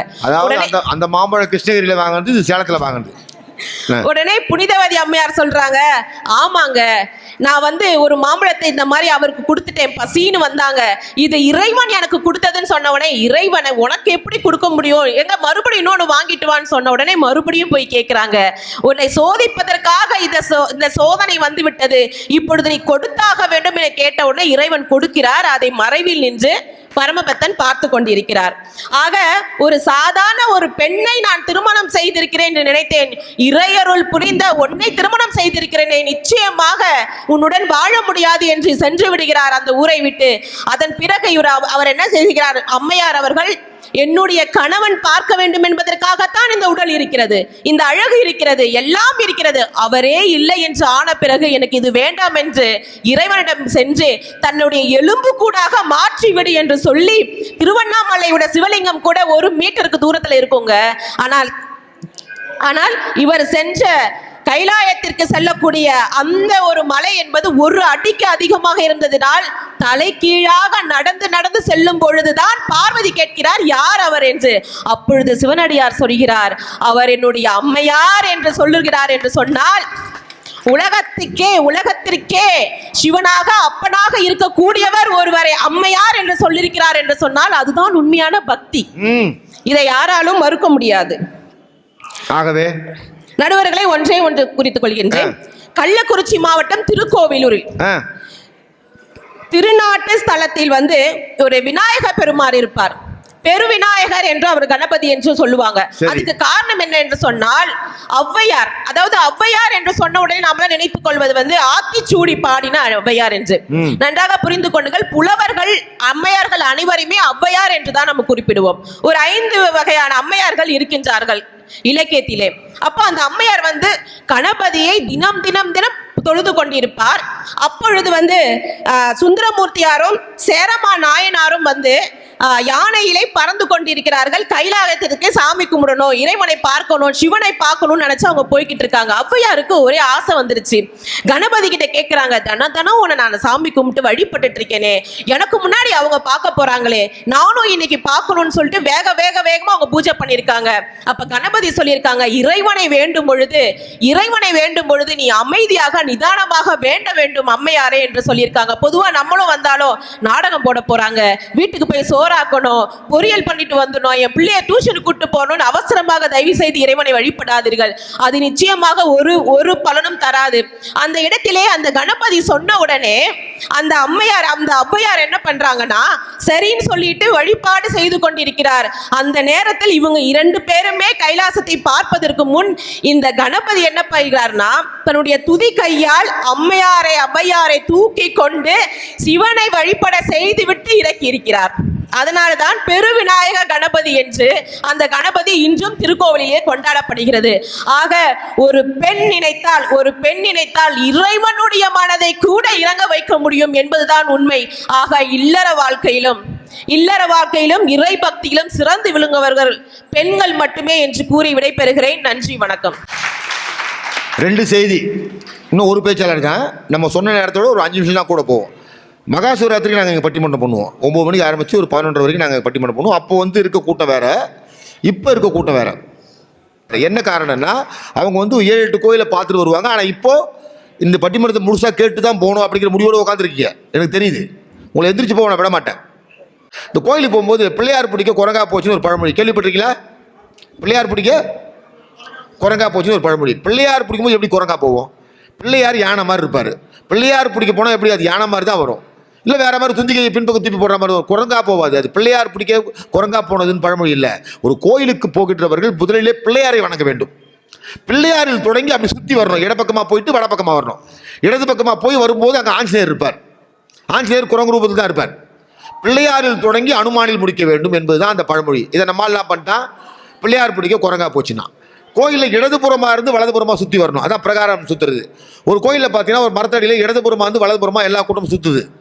எதுக்கு கேட்டால் ஒருத்தன் வலதுபுறமாக இருந்து இடதுபுறம் சுற்றுறான். ஒருத்தன் கேட்டுறேன், ஏன் இடதுபுறமாக இருந்து வலதுபுறமாக சுற்ற வேண்டியதானே, ஏன் வலதுபுறமாக இருந்து இடதுபுறம் சுற்றுறேன் இருக்கான். இல்லை, எங்கள் அம்மா கோயிலில் ஆலமரத்தடியில் 11 சுற்ற சொன்னாங்க, நான் கூடுதலாக 3 சுற்றிட்டேன். இப்போ அதை ரிப்பீட் பண்ணியிருக்கிறான். ஏன்னா கூடுதலாக சுற்றினா சாமி கோச்சிக்கோ போகிறாரு, அதை பிரித்து விட்டுட்டு இருக்காராம். 3 சுற்று கூடுதலாக பண்ணதை அதை பிரித்து விட்டுருக்கேன். அது கிடையாது அப்படி. அதே மாதிரி இந்த கோயிலுக்குள்ளே போயிட்டு வரப்போ வெளியே ஒரு சாமி இருக்கும், சண்டிகேஸ்வரன் பேர். இதெல்லாம் தெரிஞ்சுங்க. இது நிறைய பேருக்கு தெரியும், தெரியாதவங்க தெரிஞ்சு அடுத்தவங்களும் சொல்லுங்க. இந்த சண்டிகேஸ்வரர்கிட்ட போய் நம்ம என்ன பண்ணணும், அப்படி கையை திறந்து காட்டணும். நம்ம ஆள் என்ன பண்ணுறோம், அங்கே போய் கை தட்டுறான், சிட்டிக்க போடுறான் அப்படிங்க. அது செவிட்டு சாமி கிடையாதுங்க, அது சண்டிகேஸ்வரர். நம்ம சிவனை சுற்றி வரும்போது கையை திறந்து சிவனே எதையும் கொண்டு போகவில்லை என்று அவரிடம் காட்ட வேண்டும். ஏன்னா அவர் தான் மெய்க்காவலை. சிவனுக்கு மெய்க்காவலை யாருன்னு கேட்டால் சண்டிகேஸ்வரர் தான். அம்மனுக்கு சண்டிகேஸ்வரி. நான் எதையும் கொண்டு செல்லவில்லை என்று கையை திறந்து காட்டணும். எவனோ ஒருத்தன் 200-300 வருஷத்துக்கு முன்னாடி என்ன பண்ணியிருப்பான், அது விபூதி ஒட்டியிருந்திருக்கும், அதை அப்படி தட்டியிருப்பான். பின்னாடி வந்தவனும் தட்டியிருப்பான். அதுக்கு பின்னாடி வந்து தட்டிட்டு இவங்க கடைசியில் சாமியே செவிட்டு சாமி ஆக்கிட்டானுங்க. ஏண்டா, கோயிலுக்குள்ள வர்ற நம்மளுக்கே காதையும் மூக்கையும் கொடுக்கக்கூடிய கடவுள் அவர் பக்கத்திலே இருக்கக்கூடிய சண்டிகேஸ்வரரை பாதுகாப்பாமல் இருப்பாரா? அவர் தானே சிவபெருமானுக்கு கணக்கு பிள்ளை. சிவனை பார்க்கலாம் கூட சண்டிகேஸ்வரரை பார்த்துட்டு போயிட்டா போதும், அவர் சொல்லிட்டு வரான். லைனில் வந்துட்டார், சிசிடிவியில் பதிவாயிட்டாருங்க, உங்களை பார்த்துட்டாருங்க அப்படின்னு சொல்லக்கூடியவர் யாரு கேட்டால் சண்டிகேஸ்வரர். இந்த மாதிரி விஷயங்களை நீங்கள் பிள்ளைங்களுக்கு சொல்லிக் கொடுங்க. இதை சொல்லிக் கொடுப்பது தான் ஆன்மீகம். அதுக்கு தான் நம்ம கோயிலுக்கு வரணுன்றோம். கோயிலுக்கு வராமல் கூட வீட்டில் சாமி கும்பிடலாம். ஆனால் கோயிலுக்கு ஏன் வரோம்னா, உள்ளே இருக்க சிலைகளை பார்க்கறது, சிலைகளில் என்னென்ன விஷயங்கள் இருக்குது. மகாபலிபுரத்தில் பாருங்கள், இப்படி கல்லை மூடிட்டு பார்த்தீங்கன்னா கல்லை கண்டா நாயை காணும், நாயை கண்டா கல்லை காணும். அது என்ன அர்த்தம் தெரியுமா? கல்லாய் கண்டால் நாயை காணும், நாயாய் கண்டால் கல்லை காணும் என்பதுதான் அந்த பழமொழி. கைத்தட்டலாமே, நிறைய பழமொழி நம்முடைய கலாச்சாரத்தில், தமிழ் கலாச்சாரத்தில் தான் அந்த பழமொழிகளே உண்டு. ஒரு எக்ஸாம்பிள், ஒரு பழமொழி சொல்லிட்டு நம்ம லோகேஷை கூப்பிட்டுலாம். அர்ப்பனுக்கு வாழ்வு வந்தால் அர்த்தராத்திரியில் கூட பிடிப்பான். ரெக்கார்டிங்காக நான் திருப்பி சொல்கிறேன். அர்ப்பனுக்கு வாழ்வு வந்தால் அர்த்தராத்திரியில் கூட பிடிப்பான். எந்த அர்ப்பனுக்கு வாழ்வு வந்தாலும் நடுராத்திரியில் வீட்டுக்குள்ளே வேணா கூட பிடிப்பானா? எவனும் புரியும். அது என்ன தெரியுமா அர்த்தம்? அர்ப்பனுக்கு வாழ்வு வந்தால் அர்த்தராத்திரியில் கூட பிடிப்பான்னு அர்த்தம் இல்லை. அர்ப்பணித்து வாழ்பவன் தான் பிறருக்காக. எம்ஜிஆர் மாதிரி, விஜயகாந்த் மாதிரி அர்ப்பணித்து வாழ்பவன் தான் நடுராத்திரி, அர்த்தராத்திரி, நடுராத்திரியிலும் கதவு தட்டினால் கொடை கொடுப்பான் என்பதுதான் அந்த பழமொழி. அர்ப்பணித்து வாழ்பவன் தான் அர்த்த ராத்திரியிலும் கொடை கொடுப்பான். இதான் அந்த பழமொழி. விஜயகாந்த் பற்றி பேசுகிறல்ல, எம்ஜிஆர் மரணத்துக்கு அவ்வளோ கூட்டம் வந்தது, அவர் முதலமைச்சராக இருந்தார். அம்மாவுடைய மரணத்துக்கு அவ்வளோ கூட்டம் வந்தது. நம்முடைய தலைவர் கலைஞருடைய மரணத்துக்கு அவ்வளோ கூட்டம் வந்தது. அண்ணாவுக்கு வந்தது, காமராஜருக்கு வந்தது. இவங்கெல்லாம் முதலமைச்சராக இருந்தவங்க. ஆனால் முதலமைச்சராக இல்லாமல் ஒரு எதிர்க்கட்சி தலைவராக இருந்திருக்கு கூட்டம் வந்ததுன்னா என்ன காரணம் தெரியுமா? அவன் செய்த தர்மம் அவனை பாராட்டி. இதான் விஷயம். அதை தான் நம்ம ஆளுங்க சொல்லிக்கிறது, தர்மம் தலை காக்கும். தலை காக்குனா பக்கத்துலேயே வந்து கருப்பு பூனை வச்சு நிற்காது. இப்போ நம்ம பூனை குறுக்கில் போனால் ஆவாதுங்கிறோம். பெரிய பெரிய மினிஸ்டர் பக்கத்துலாம் கருப்பு பூனை தாங்குது, நல்லா தானே இருக்காங்க. நரி முகத்தில் மூச்சா நல்லதுங்கிறோம். அதுக்காக வீட்டில் யாராவது நரி வளர்க்குறோமா? காட்டில் போய் நரி வாங்கி வளர்க்குறோமா? பூனையை தான் வளர்க்குறோம். அது பிரம்மை. கடவுள் மீது நம்பிக்கை வைத்தவர்கள், கடவுளை நம்புகிறவர்கள் எந்த காரியத்தை செய்தாலும் கடவுள் என்னை காப்பாற்றுவான் என்ற நம்பிக்கையிலே இருந்தால் அவன் வாழ்க்கையிலே வெற்றி பெற்றுவான். இதுக்கு ஒரு சின்ன கதையை சொல்லிட்டு லோகேஷை கூப்பிட்டுறேன். ஒரு சாமியாருக்கு ஒரு அம்மா பால் கொண்டு போவோம். இப்போ இருக்க சாமியாருக்கு, அந்த காலத்து நல்ல சாமியாருக்கு நான் சொல்கிறது, நல்ல சாமியாருக்கு பால் கொண்டு போவோம். தொடர்ந்து ஒரு 4 நாள் லேட்டு. சாமியார் கேட்குறாரு, ஏமா லேட்டுனாரு. வர்ற வழியில் படகுல கூட்டம் அதிகமாக எடுத்து படகுல தண்ணி ஏறி போச்சு ஆற்றுல, அதனால் படகுக்காரன் மெதுவாக தான் ஓட்டுறானுச்சு. நீ ஏன் படகுல வர? வேறு எப்படிங்க வருது? உங்கள் ஆசிரமத்துக்கு படகுல தானே வரணும், தண்ணி தாண்டி தானே ஆசிரமம் இருக்குன்னாரு. நீ என் பேரை சொல்லுமா, 6 இடம் விடும் அப்படின்னாரான். 6 இடம் விடும் உனக்கு நடந்து, நீ ஏன் படகுல வர? என் பேரை சொல்லு, 6 உனக்கு வழி விடும், நீ ஆற்று மலையில் நடந்து வரலான்னாரான். அடுத்த நாள்லேருந்து அந்த பொண்ணு பால் கரெக்டாக வருது. ஒரு 6 மாதம் ஆச்சு. சாமியார் கேட்குறாரு, இப்போ படகுக்காரன் சரியாக வரானான்ட்டார். படகுல வர்றதில்லை நான் அந்த பொண்ணு. படகுல வர மயில வரேனாரா, உங்கள் பேரை சொன்னால் 6 மலையில் நடந்து வரேன்ச்சான். எங்கே எனக்கு செஞ்சு காட்டு பார்க்கலான்னு சொல்லிட்டு ஆத்தங்கரை அந்த பொண்ணை கூட்டு வந்திருக்காரு. இந்த சாமியார் ஆத்தங்கரை கூட்டு வந்திருக்காரு. எங்கே நடந்து காட்டணும்னு அந்த பொண்ணு அந்த சாமியார் பேரை சொல்லிட்டு, எவ்வளோ பேர் சாமியார் வச்சிங்களேன், அவன் பேரை சொல்லிட்டு நடக்க ஆரம்பிச்சிருக்கா. என்னடா ஆச்சுன்னு சொல்லிட்டு சாமி நீங்களும் வாங்க நடங்கன்னாரான். சாமியார் அந்த ஆத்தங்கரில் காலை வைக்கும்போது என்ன பண்ணியிருக்காரு, வேட்டி நினைஞ்சிட போகுதுன்னு அந்த வேட்டியை தூக்கியிருக்காரு. படுக்குன்னு குளத்துக்குள்ள கால் போயிடுச்சு. அப்போ அவன் சொன்னாலும் அந்த பால்காரி, இறைவன் மீது நம்பிக்கை வைத்து வேட்டியை விட்டு ஆற்றின் மீது கால் வைக்கல, 6 இடம் கொடுக்கும் கடவுள் வழி கொடுப்பான்னு சொல்லுறான். அந்த பொம்பளைக்கு இருந்த சக்தியோட சாமியாருக்கு இல்லை. இதான் விஷயம். அதை சொல்லிக் கொடுக்குறது யாருன்னு கேட்டால் பெண்ணா ஆனான்னு பார்க்கக்கூடாது அந்த இடத்துல பொறுத்த வரைக்கும். அதை தான் நம்ம ஷீலா அழகாக சொல்லிட்டு போயிருக்காங்க.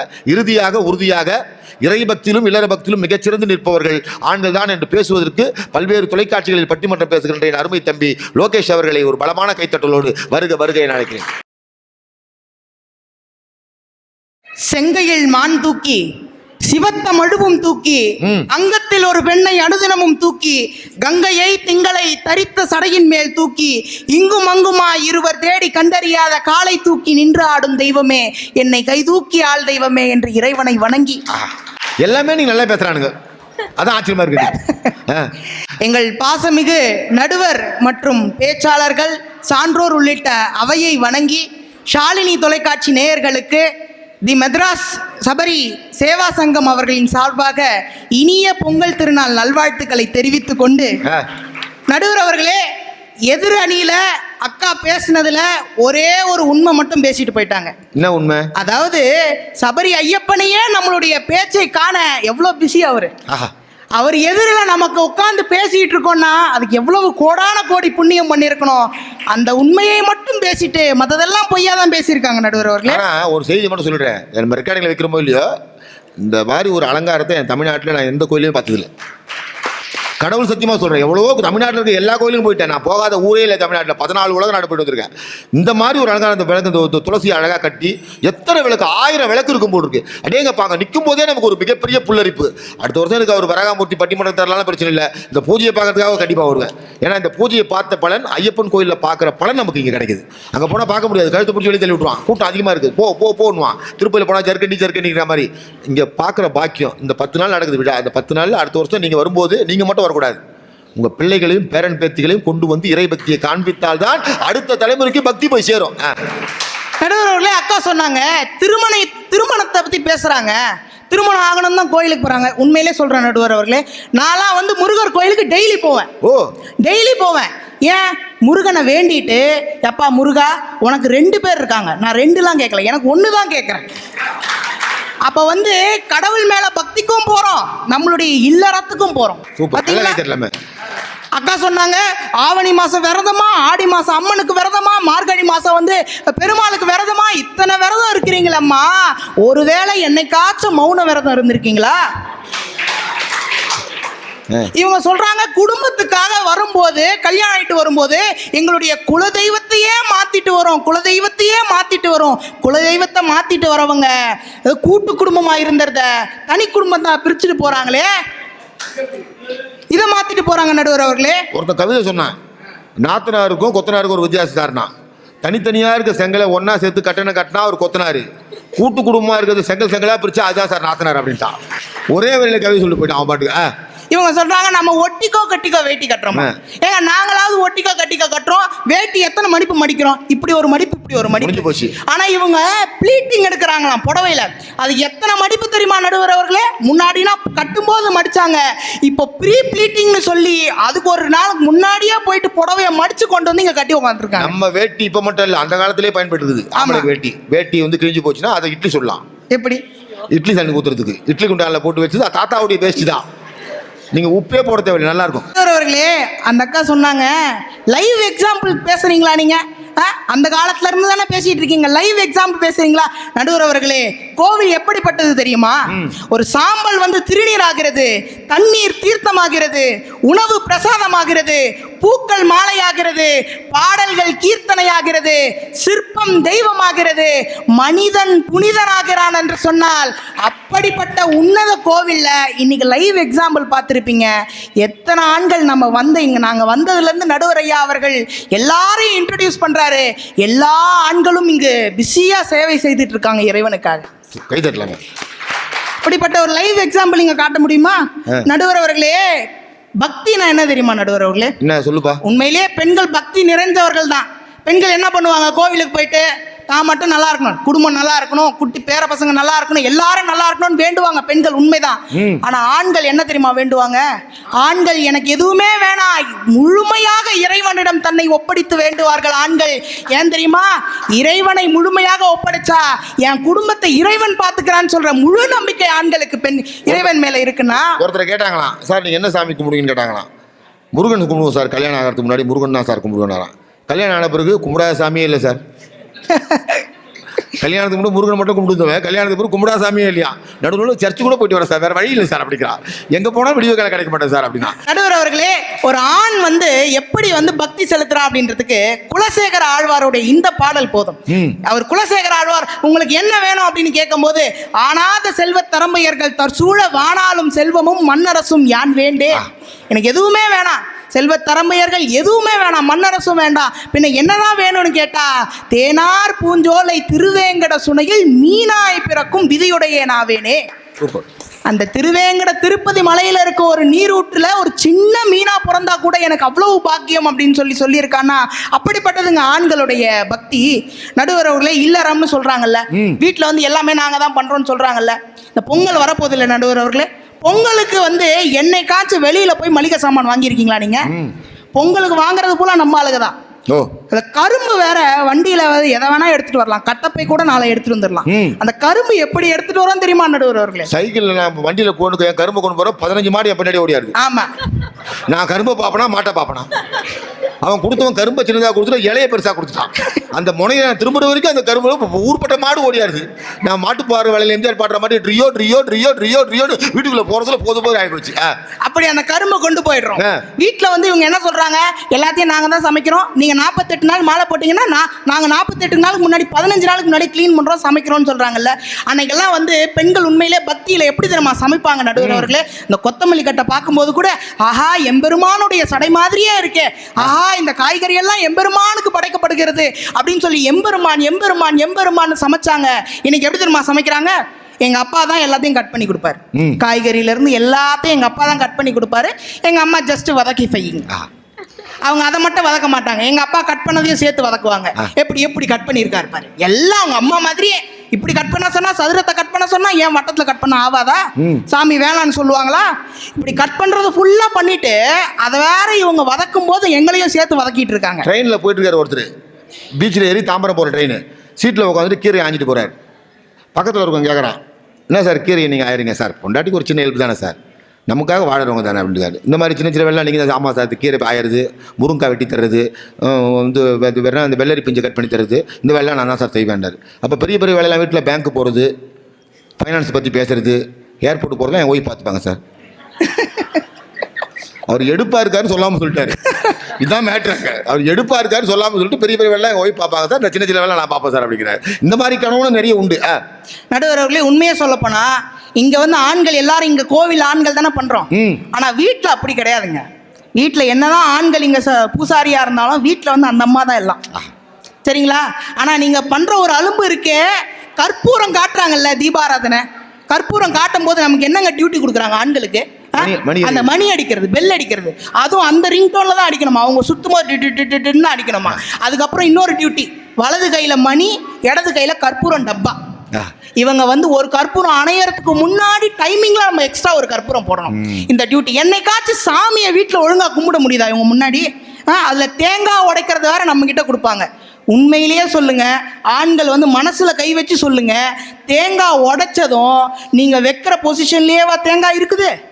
அது ரைட்ல வரணும், இது லெஃப்ட்ல வரணும், அதை கூட தெரியல. மாற்றி வச்சுட்டு தான் அவங்க சாமியை கும்பிடுவாங்க. அதுவும் இந்த கோவிலெல்லாம் தேங்காய் உடைக்கிறதுல இருக்குல்ல நடுவர்களே, நான்லாம் கோயிலுக்கு போனால் 30 ரூபாய் தேங்காயோ 20 ரூபாய் தேங்காயோ உடைச்சி சாமி என்ன கொடுக்குறாரோ கம்முன்னு வாங்கிட்டு வந்துடுவேன். பெண்கள் அப்படி இல்லை. நான்லாம் நேற்று கோவிலுக்கு போகிறேன், அந்த அம்மா சாமி என்ன பெரிய தேங்காவை கொடுத்தேன், இல்லைம்மா இப்போ அட்ஜஸ்ட் பண்ணிக்கோங்க, ஏங்க 30 ரூபாய் தேங்காய்க்கும் 20 ரூபாய் தேங்காய்க்கும் உங்களுக்கு வித்தியாசம் தெரியாதா? சாமியே பார்க்கல, தேங்காய் தான் பார்த்துருக்கா. இதில் வேற ஒரு பக்தி ஒன்று பண்ணுவாங்க. நம்ம வந்து ஆண்கள்லாம் கோவிலுக்கு சாமி கும்பிட போகும்போது கம்முன்னு பேசாமல் எம்பெருமானே முருகனேன்னு சொல்லி கும்பிட்டுட்டு வருவோம். ஆனால் இவங்க அங்கே தான் எல்லா டீட்டெயில்ஸும் வியாக்கானையும் பேசிக்கிட்டு இருப்பாங்க. இதில் வேற பூசாரி கிட்ட வேற ஒரு அம்மா பேசுது, என்ன சாமி நேற்று முந்தா நேற்று ஆளை காணோம், டிரான்ஸ்ஃபரா? கோவிலெல்லாம் முடிச்சுட்டு வெளியே வரும்போது ஒரே கூட்டமாக இருந்துச்சுல, சாமியவே பார்க்க முடியல. எங்க சாமியை பார்க்கறது? நீ தான் பேசிக்கிட்டே இருந்து எப்படி சாமியை பார்த்த? நடுவர் அவர்களே, ஆண்களுடைய பக்தி வந்து இவங்க ரொம்ப குறைச்சி பேசிக்கிட்டு இருக்காங்க. காளையார் கோவில்ல கோபுரங்களை இடிக்கும் போறாங்கன்னு சொல்லுன்னு ஆங்கிலேயர்களுடைய அந்த தூக்கு கயிற்றுக்கு தனது கழுத்தையே தாரை வார்த்த மருது சகோதரர்கள் சைவம் தழைத்துவங்குவதற்காக தன்னுடைய திருவாய் மலர்ந்த திருஞான சம்பந்தர், போகும் இடமெல்லாம் உழவார பணி செய்து கொண்டிருந்த திருநாவுக்கரசர், பித்தா என்று ஒரு முறையும் தில்லைவாழ் அந்தனர் என்று மறுமுறையும் அந்த இறைவனே சொல்லெடுத்து கொடுக்க இறையடியாரை இனிய தமிழில் பாடிய சுந்தரமூர்த்தி சாமிகள், திருவாசகத்துக்கு உருகாதவர்கள் ஒரு வாசகத்துக்கும் உருவாதார் என்று பாடிய மணிவாசக பெருமான், பாட பாட திருப்புகள் வாய் மணக்கும் அப்படின்னு பாடிய அருணகிரிநாதர், வாடிய பயிரை கண்டபோதெல்லாம் வாடினேன் அப்படின்னு சொல்ல அருட்பெருஞ்சோதி தருப்பெருங்கருணைன்னு சொன்ன ராமலிங்க வள்ளல் பெருமானவர்கள், நமது இந்திய ஆன்மீகத்தை சிகாகோ வரை சென்று சேர்த்த விவேகானந்தர், அவருக்கு குருவாக இருந்த ராமகிருஷ்ண பரமஹம்சர், திருவரங்கத்துக்கு ஒரு ராமானுஜர், திருவண்ணாமலைக்கு ரமண மகரிஷி, வாரியார் சுவாமிகள், காஞ்சி பெரியவர், இப்படி இன்னும் பல இன்று வரை லிஸ்ட் பெருத்துக்கிட்டே போதுன்னா ஆண்களுடைய பக்தியும் இல்லறத்தில் எப்படி சிறந்து விளங்குகிறார்கள் என்றது நமக்கு தெரியும். நடுவர் அவர்களே, இறுதியா இப்படி ஒன்று சொல்லி முடிக்கிறேன். நடுவர் அவர்களே, இவங்க சொன்னாங்க, வீட்டில் ஒருபோதும் ஆண்கள் வந்து தீபாராதனை காட்டியதே கிடையாதுன்றத சொன்னேன். இவங்க சொன்னாங்க பெண்கள் வந்து பூ மாதிரியாம், ஆண்கள் வந்து நாறு மாதிரியாம், பூவோட சேர்ந்து இந்த நாரும் மணக்குதான். அப்படி இல்லை அக்கா, ஒருபோதும் அப்படி சொல்லாதீங்க. பூக்கு என்னதான் வாசம் இருந்தாலும், பூ எவ்வளவு அழகாக இருந்தாலும், உதிரி பூக்கள் எல்லாம் இறைவனுடைய காலடியில் தான் இருக்கிறது. அந்த நாரோடு சேர்ந்து பூக்கள் மாலையாகும் பொழுதுதான் எம்பெருமானுக்கு கழுத்தில் மாலையாகிறது என்று சொல்லி ஆண்கள் பக்தியில் சிறந்து விளங்குபவர்கள். என்னதான் பெண்கள் வந்து சிறந்து விளங்கினாலும் பெண்களை முன்னிறுத்தி ஆண்கள் பின்னாய் நின்று குடும்பத்திற்காக இல்லறத்திலும் இந்த ஆன்மீகத்திலும் என்றும் சிறந்து விளங்குகிறான் என்று சொல்லி வாய்மொழியை கேட்டமைக்கும் நன்றி பாராட்டி இடம் சார்கிறேன். நன்றி, வணக்கம். எல்லா தர்மமும் செய்தான் கர்ணன். எல்லா தர்மமும் செய்த கர்ணன் ஒரே ஒரு தர்மம் பண்ணல, அன்னதானம் பண்ணல. எல்லா தர்மமும் ஒன்றா கர்ணன். சொர்க்கத்துக்கு போகும்போது அவனுக்கு ஒரு டவுட்டு. நம்ம போகும்போது சொர்க்க கேட்டாங்க, 2 கேட்டு இருக்குமா சொர்க்கத்துக்கு. அதில் போய் எது தொட்டாலும் கரெக்டாக சொர்க்கத்தை திறந்தா திறக்குமா. நரகத்துக்கு ஒரு கேட்டு, சொர்க்கத்துக்கு ஒரு கேட்டு. இவன் போகிறான், 2 கேட்டு இருக்கு, அதில் எது சொர்க்கன்னு கேட்குறானா. அங்கே போக ஒருத்தர் உங்களுக்கு ஆள் காட்டுவார். அப்படின்னு அங்கே போய் கேட்டால் அப்படியே தயங்கி நிற்கிறான். பாரு அந்த ஒரு கை ஒரு ஆள் மட்டும் காமிச்சானா, இந்த கெதுவுன்னானா. உடனே அந்த கதவு திறந்தோன்னு சொர்க்கம் திறந்து உள்ளே போயிட்டான். ஆனால் அவனுக்கு ஒரு வருத்தம், நம்ம இவ்வளோ தானம் பண்ணோம், நமக்கு கூட வழிகாட்டுறதுக்கு ஒரு ஆள் தேவைப்பட்டாரே அப்படின்னு வருத்தப்பட்டு கடவுளை நினைக்கிறான். அப்போ கடவுள் சொன்னாரா, நீ எல்லா தர்மமும் பண்ண, ஆனால் நீ அன்னதானம் பண்ணதில்லை. ஒரு வாட்டி ஒருத்தன் பசியோடு வந்து இங்கே உணவுச்சாவடி எங்கே இருக்குன்னு கேட்டான். அப்படி போகிற ஸ்பீட்டில் கூட இந்த பக்கம் ஹோட்டல் இருக்குன்னு காமிச்ச பற்றியா, அந்த விரல் தான் உனக்கு இன்று சொர்க்கத்தை காமிச்சது. இருக்கிறதுலே அன்னதானம் சிறந்ததானம் சொன்னான். இதை செஞ்சவன் கர்ணன். இன்றைக்கி நம்ம கர்ணனை பற்றி பேசுகிறோம். வல்லல்லாம் கர்ணன்றோம், எம்ஜிஆரை கர்ணனுங்கிறோம், விஜயகாந்தை கர்ணன், வாழும் கல். ஏன்னா அவன் செஞ்ச தர்மம் அப்படி. தர்மர் கேட்டால் நான் கடவுள்கிட்ட போயிட்டு கர்ணன் நாங்கள் தர்மம் பண்ண மாட்டோம், பண்ணு பார்க்கலாம். சாயங்காலத்தில் 2 வெள்ளி மேலே தங்க மேலே கொடுத்து சாயங்காலத்தில் காலி பண்ண அப்படி தரான். 5 மணி ஆக போது காலி பண்ண போல வரவங்களும் அள்ளி கொடுத்துருக்குறான். காலியாகவே அது பாட்டுக்கு வளர்ந்துகிட்டே இருக்குது. இன்னும் 10 நிமிஷம் தான் இருக்குது. கர்ணனை கூப்பிட்டாரான், உன்னால் காலி பண்ணும்போது காலி பண்ணுற கடவுள் என்னவா காலி பண்ணாரான். 2 பேர் வந்தானப்பா, நீ வெள்ளி மலை நீ எடுத்துக்கோ, தங்க மலை நீ எடுத்துக்கோ, கடவுளை வட்டமாக அப்படி போயிட்டான். இதான்டா தர்மம். கொடுத்த பொருளை கணக்கு பார்க்காம கொடுத்தா பற்றியா, இதுதான் தர்மம். இந்த தர்மத்தை செஞ்சனால தான் கர்ணனை இன்றைக்கும் நான் நினைத்து கொண்டிருக்கிறோம். பெண்களை யாராவது கர்ணின்னு சொல்கிறோமா, அது இருக்க குடும்பத்தை குறின்னு பிடிக்கும். கர்ணன் ஆம்பளையில் தான் கர்ணன் அப்படிம்போம். யாராவது பெண்களை பார்த்து ஷீலாவை பார்த்து ஷீலா கர்ணி அப்படி சொல்ல மாட்டோம். ஏன்னா அந்த கருணை உள்ளம், இறக்க குணம், பிறருக்கு உதவ வேண்டும் என்ற எண்ணம் யாருக்கு இருக்குன்னா ஆண்களுக்கு மட்டும் தான் இருக்கும். அது குடும்பமாக இருந்தாலும் கோயிலாக இருந்தாலும் அது அவர்களுக்கு தான் இருக்கும். அந்த மாற்றமே கிடையாது. 63 நாயன்மாரில் பார்த்தீங்கன்னா ஒருத்தங்க தான் லேடிஸு. காரைக்காலம் மாரி தானே, அவங்க மட்டும்தான். ஆனால் ஒரு பெரிய பிறப்பு இருக்குது தெரியுமா, உள்ளே போய் பாருங்கள், இருக்குது 63 நாயன்மார் உள்ளே இருக்காங்க. இதில் எல்லா நாயன்மாரும் நிற்பாங்க, காரைக்கால் அம்மையை மட்டும் உட்காந்துட்டு இருப்பாங்க. அது என்ன அர்த்தம் தெரியுமா, அத்தனை ஆம்பளைகளும் பெண்களுக்கு நாங்கள் மரியாதை கொடுக்க கற்றுக் கொடுத்துருக்கோம். அதனால தான் காரைக்கால் அம்மையை உட்கார வச்சுருக்கோம். நீங்கள் பஸ்ஸில் போகும்போது சாதாரணமாக அந்த 63 நாயன்மாரே வேணா விட்டுருங்க, லாஜிக் சாதாரணமாக சொல்கிறேன். பஸ்ஸில் போகும்போது பாருங்கள், கர்ப்பிணி பெண் பஸ்ஸில் நின்னா எந்த பொம்பளையும் சீட்டு விடாது. வைத்தியம் முறைச்சி பார்த்துட்டு இருக்கோம், எத்தனை மாதம் வரும்னு தெரியலையே அப்படின்னு. ஆனால் அங்கே இருக்க ஆம்பளை தான் என் இடம் விடுவான், உட்கார் தாயே. அவன் தாத்தா வந்தால் உட்கார பேத்தின்னுவான், கொஞ்சம் நேரம் தான் உட்கார மகளினுவான். அந்த கருணை குணம் யாருக்கிட்ட உண்டுன்னா ஆம்பளை தான் உண்டு. அதை வச்சு நம்ம தீர்ப்பு சொல்லிடலாமா, ஆண்கள் தானே. அப்போ பெண்களுக்கு எதுவுமே கிடையாதா? ஏன் இல்லை, நிறைய விஷயம் இருக்குது பெண்களுக்கு. ஒரே செயலில் சொல்லிட்டு போயிடுற பெண்கள் எப்படின்னு, ஒரே விஷயத்தில் பக்தியாக இருக்கட்டும், குடும்ப பிரச்சனையாக இருக்கட்டும், அது தீர்க்கிறது அவங்க தாங்க. 1000 முறை கத்துங்க ரோட்லேருந்து, 1000 முறை சண்டை போட்டுப்பா, ஊழி கத்துவார். அந்தம்மா வெளியே வா அப்படின்னும். அந்த அந்த அவ்வளோ அர்த்தம் இருக்குது. இவன் பொண்டாட்டியை பற்றி அவ்வளோ வர்ணிப்பான். என் பொண்டாட்டி லட்சுமியாக வந்தவோ இப்படி வந்தோம், 4 லட்சத்தி இந்த கோட்டி சொல்லாயிட்டு அங்கே வந்தா இங்கே வந்தா அப்படிம்பான். இந்த அம்மாவை கேட்டு பாருங்க, உங்கள் வீட்டுக்காரை பற்றி என்னத்தை சொல்கிறது, அதை பற்றி ஒரே வார்த்தையில் மேட்ரு முடிச்சுள்ள போயிட்டே இருக்கும். ஆனால் பெண்கள்கிட்ட ஒரு மிகப்பெரிய ஒரு சிறப்பு இருக்குது. அது தெரியுமா உங்களுக்கு? இந்த சிறப்பு தான் அவர்கள் இன்று வரை வழிபட செய்கிறது. அந்த சிறப்பு தான் இன்று வரை வழிபட செய்கிறது. ஒரே ஒரு செய்தியை சொல்லிட்டு தீர்ப்பு வர, திருநீலநக்க நாயனார், திருநீலகண்ட நாயனார் இல்லை, திருநீலநக்க நாயனார், வார்த்தையை கொஞ்சம் பார்த்து போடணும், எல்லாம் விளங்கமாயிடும். திருநீலநக்க நாயனார். அந்த நாயனார் என்ன பண்ணுறாரு, கோயிலுக்கு பொண்டாட்டியை கூட்டின்னு போகிறார். அவர் ஒரு நாயன்மார். கோட்டுக்கு போகும்போது அதில் இருக்கும் திருநீலநக்க நாயனார் இருக்கார். உள்ளே போகும்போது இறைவனை வழிபட்டுனே இருக்கார். நல்லா கவனிங்க, தான் தீர்ப்பு, வழிபட்டுகிட்டே இருக்கார். திடீர்னு ஒரு வண்டு பறந்து வருது. கைத்தட்டதான் நினச்சிக்கிற விட்டுருங்க, நீங்கள் தான் கைத்தட்டல, அவனா கைத்தட்டு அப்படின்னு நினச்சிப்போம். ஆமாம், ஒரு வண்டு பறந்து சர்ன்னு வருது. வந்து என்ன பண்ணுறது, அந்த சிவலிங்கத்து மேலே போய் அந்த வண்டு மோத போகுது. நல்லா கவனிக்கிறது தான் கிளைமேக்ஸ். அந்த வண்டு அப்படி மோத போச்சு பாருங்க. இந்த அம்மா திருநீலநக்க நாயனார் பொண்டாட்டி யாருன்னு பேர் கூட நமக்கும் தெரியாது. அந்த அம்மா என்ன பண்ணாங்க தெரியுமா, திடீர்னு அப்படி ஊதிட்டாங்க. அந்த வண்டு சிவன் மேலே பற்ற போகுதுன்னு அப்படி ஊதிட்டாங்க. வாயில் இருந்த எச்சி அந்த சிவலிங்கத்து மேலே போய் பட்டுடுச்சு. உடனே அந்த திருநீலநக்க நாயனார் என்ன பண்ணா தெரியுமா, பயங்கர கோவக்காரன், என்ன மாதிரி. பொண்டாட்டிக்கிட்ட இல்லை, வெளியே கோவப்படல. அங்கே போனால் அப்படி தான் போகணும், சரணம் தாயே அப்படின்ட்டு, சரணம் தாயே அப்படின்னு போனோம். நேராக போயிட்டு துப்பிட்ட ஒன்று அடிப்பாய் இறைவன் மீது வழிபடக்கூடிய இறைவன் மீது எப்பயே சுப்பி விட்டாயே, நாசக்காரி, கொடுமைக்காரி அப்படின்னு அவளை நம்ம அடித்து கோயிலே விட்டு வந்துட்டான். வராத வீட்டு பக்கம். அப்போ கோர்ட்லாம் கிடையாது, டைவர்ஸ்லாம் பண்ண முடியாது. அங்கேயே விட்டு வந்துட்டான். நீ வரவே வராத. வீட்டில் வந்து சாப்பிட்டு தூங்கிட்டு பூஜை புனஸ்காரம்லாம் பண்ணிட்டு தூங்குறான் சார். திருநெல்வேலி நாயனார் இறைவன் கனவுல வரார். பார்த்தா சிவன் உடம்பெல்லாம் புண்ணு, ரணம். அப்படியே ரணமாக நிற்கிறார் சிவன். இவன் அப்படியே பதறி பார்க்குறான். அந்த எச்சப்பட்டுது பாருங்க, அவள் எச்ச, அந்த அம்மா எச்ச, அந்த இடம் மட்டும் தான் நல்லா இருக்குது. அட பாவி, ஒரு குழந்தை மீது வண்டு பட்டால் எப்படி தாய் பதறுவாளோ, என்னை குழந்தையாக நினைத்து தான் அந்த வண்டு என் மீது பட்டுவிடப் போகிறது என்று பதறி எச்சில் உமிழ்ந்த இடம் மட்டும்தான்டா நல்லா இருக்கு, மற்ற இடம்லாம் புண்ணா இருக்கு. அப்பேற்பட்ட புனிதவதியை போட்டு ஒதுக்கிட்டு வந்திருக்கிய, அவளை விட பக்தி சிறந்தவள் யாரடா என்று சிவபெருமான் கேட்ட வரலாறு திருநீலகண்ட நாயனார் வரலாறு. இந்த 63 நாயனமாரில் இதெல்லாம் நம்ம படிக்கிறது, நம்ம திருநாவுக்கரசு அப்படி அப்பர் சுந்தர் அப்படி மேலோட்டமாக பார்த்துட்டு போய்டும். நம்ம உள்ள பூந்து அந்த 63 நாயனமாரை படிச்சிங்கன்னா தான் விஷயம் தெரியும். என்ன ஒருத்தர் கேட்டார், சார் தேவாரம் திருப்புகழ் தெரியுமான்னாரு. நான் இந்த ஆன்மீகம்லாம் நான் அவ்வளோவா இல்லை, இப்போ பட்டிமன்றம் பேசுகிற காலத்தில் நான் கற்றுக்கிட்டு படிக்க ஆரம்பிச்சிருக்கேன். நான் இப்போ தான் 57 வயசில் தான் படிக்கிறேன் ராமாயண மகாபாரதியை. நான் பள்ளிக்கூடத்தில் படிக்கும்போது எனக்கு எப்பொருள் யார் யார் வாய்க்கணும் திருக்குறள் மட்டும் தான் மனப்பாடம். 1330 குறளில் ஒரு குறள் தான் எனக்கு தெரியும். இப்போ தான் நான் படிக்க ஆரம்பிச்சிருக்கேன். என்ன ஒருத்தர் கேட்டார், தேவாரம் திருப்புகழ் தெரியுமானார். தெரியும்ட்டேன். பத்திரிகையில் பேர் போட்டாச்சு இந்த மாதிரி, தேவாரம் திருப்புகழ் வழங்குபவர் தமிழறிஞன். நான் போய் நான் பாட்டுக்கு பேசிகிட்டு இருக்கேன் ஏதோ. சார் தேவாரம், சாரி தேவாரம் பேசணும்ல, பேசுகிறேன். தேவாரம் சென்னை மாநகரத்தினுடைய முன்னாள் போலீஸ் கமிஷனர் வீரப்பனை சுடுவதற்காக ஈரோடுக்கு சென்று பல பேர்களை சந்தித்தவர். சார் அந்த தேவாரம் இல்லை சார், நாங்கள் சொன்னது அந்த அது எனக்கு தெரியாது. திருப்புகழ், திருப்புகழ் நல்லா தெரியும் சார், திருப்புகழ் சொல்லுங்கன்னாரு. திருப்புகழ் யார் தெரியுமா? தமிழகத்தினுடைய முன்னாள் தலைமைச் செயலாளர் இறையன்புடைய கூட பிறந்த சகோதரர் திருப்புகழ். பாரத பிரதமர் நரேந்திர மோடியோட உதவியாளராக இருந்தவர். இன்றைக்கு தமிழ்நாட்டில் ஒரு சிறப்பு கமிட்டியினுடைய தலைவராக அவரை போட்டிருக்கார்கள். அவர் தான் திருப்புகழ். சார் அந்த திருப்புகழ் இல்லை சார். எந்த திருப்புகழ் சார்?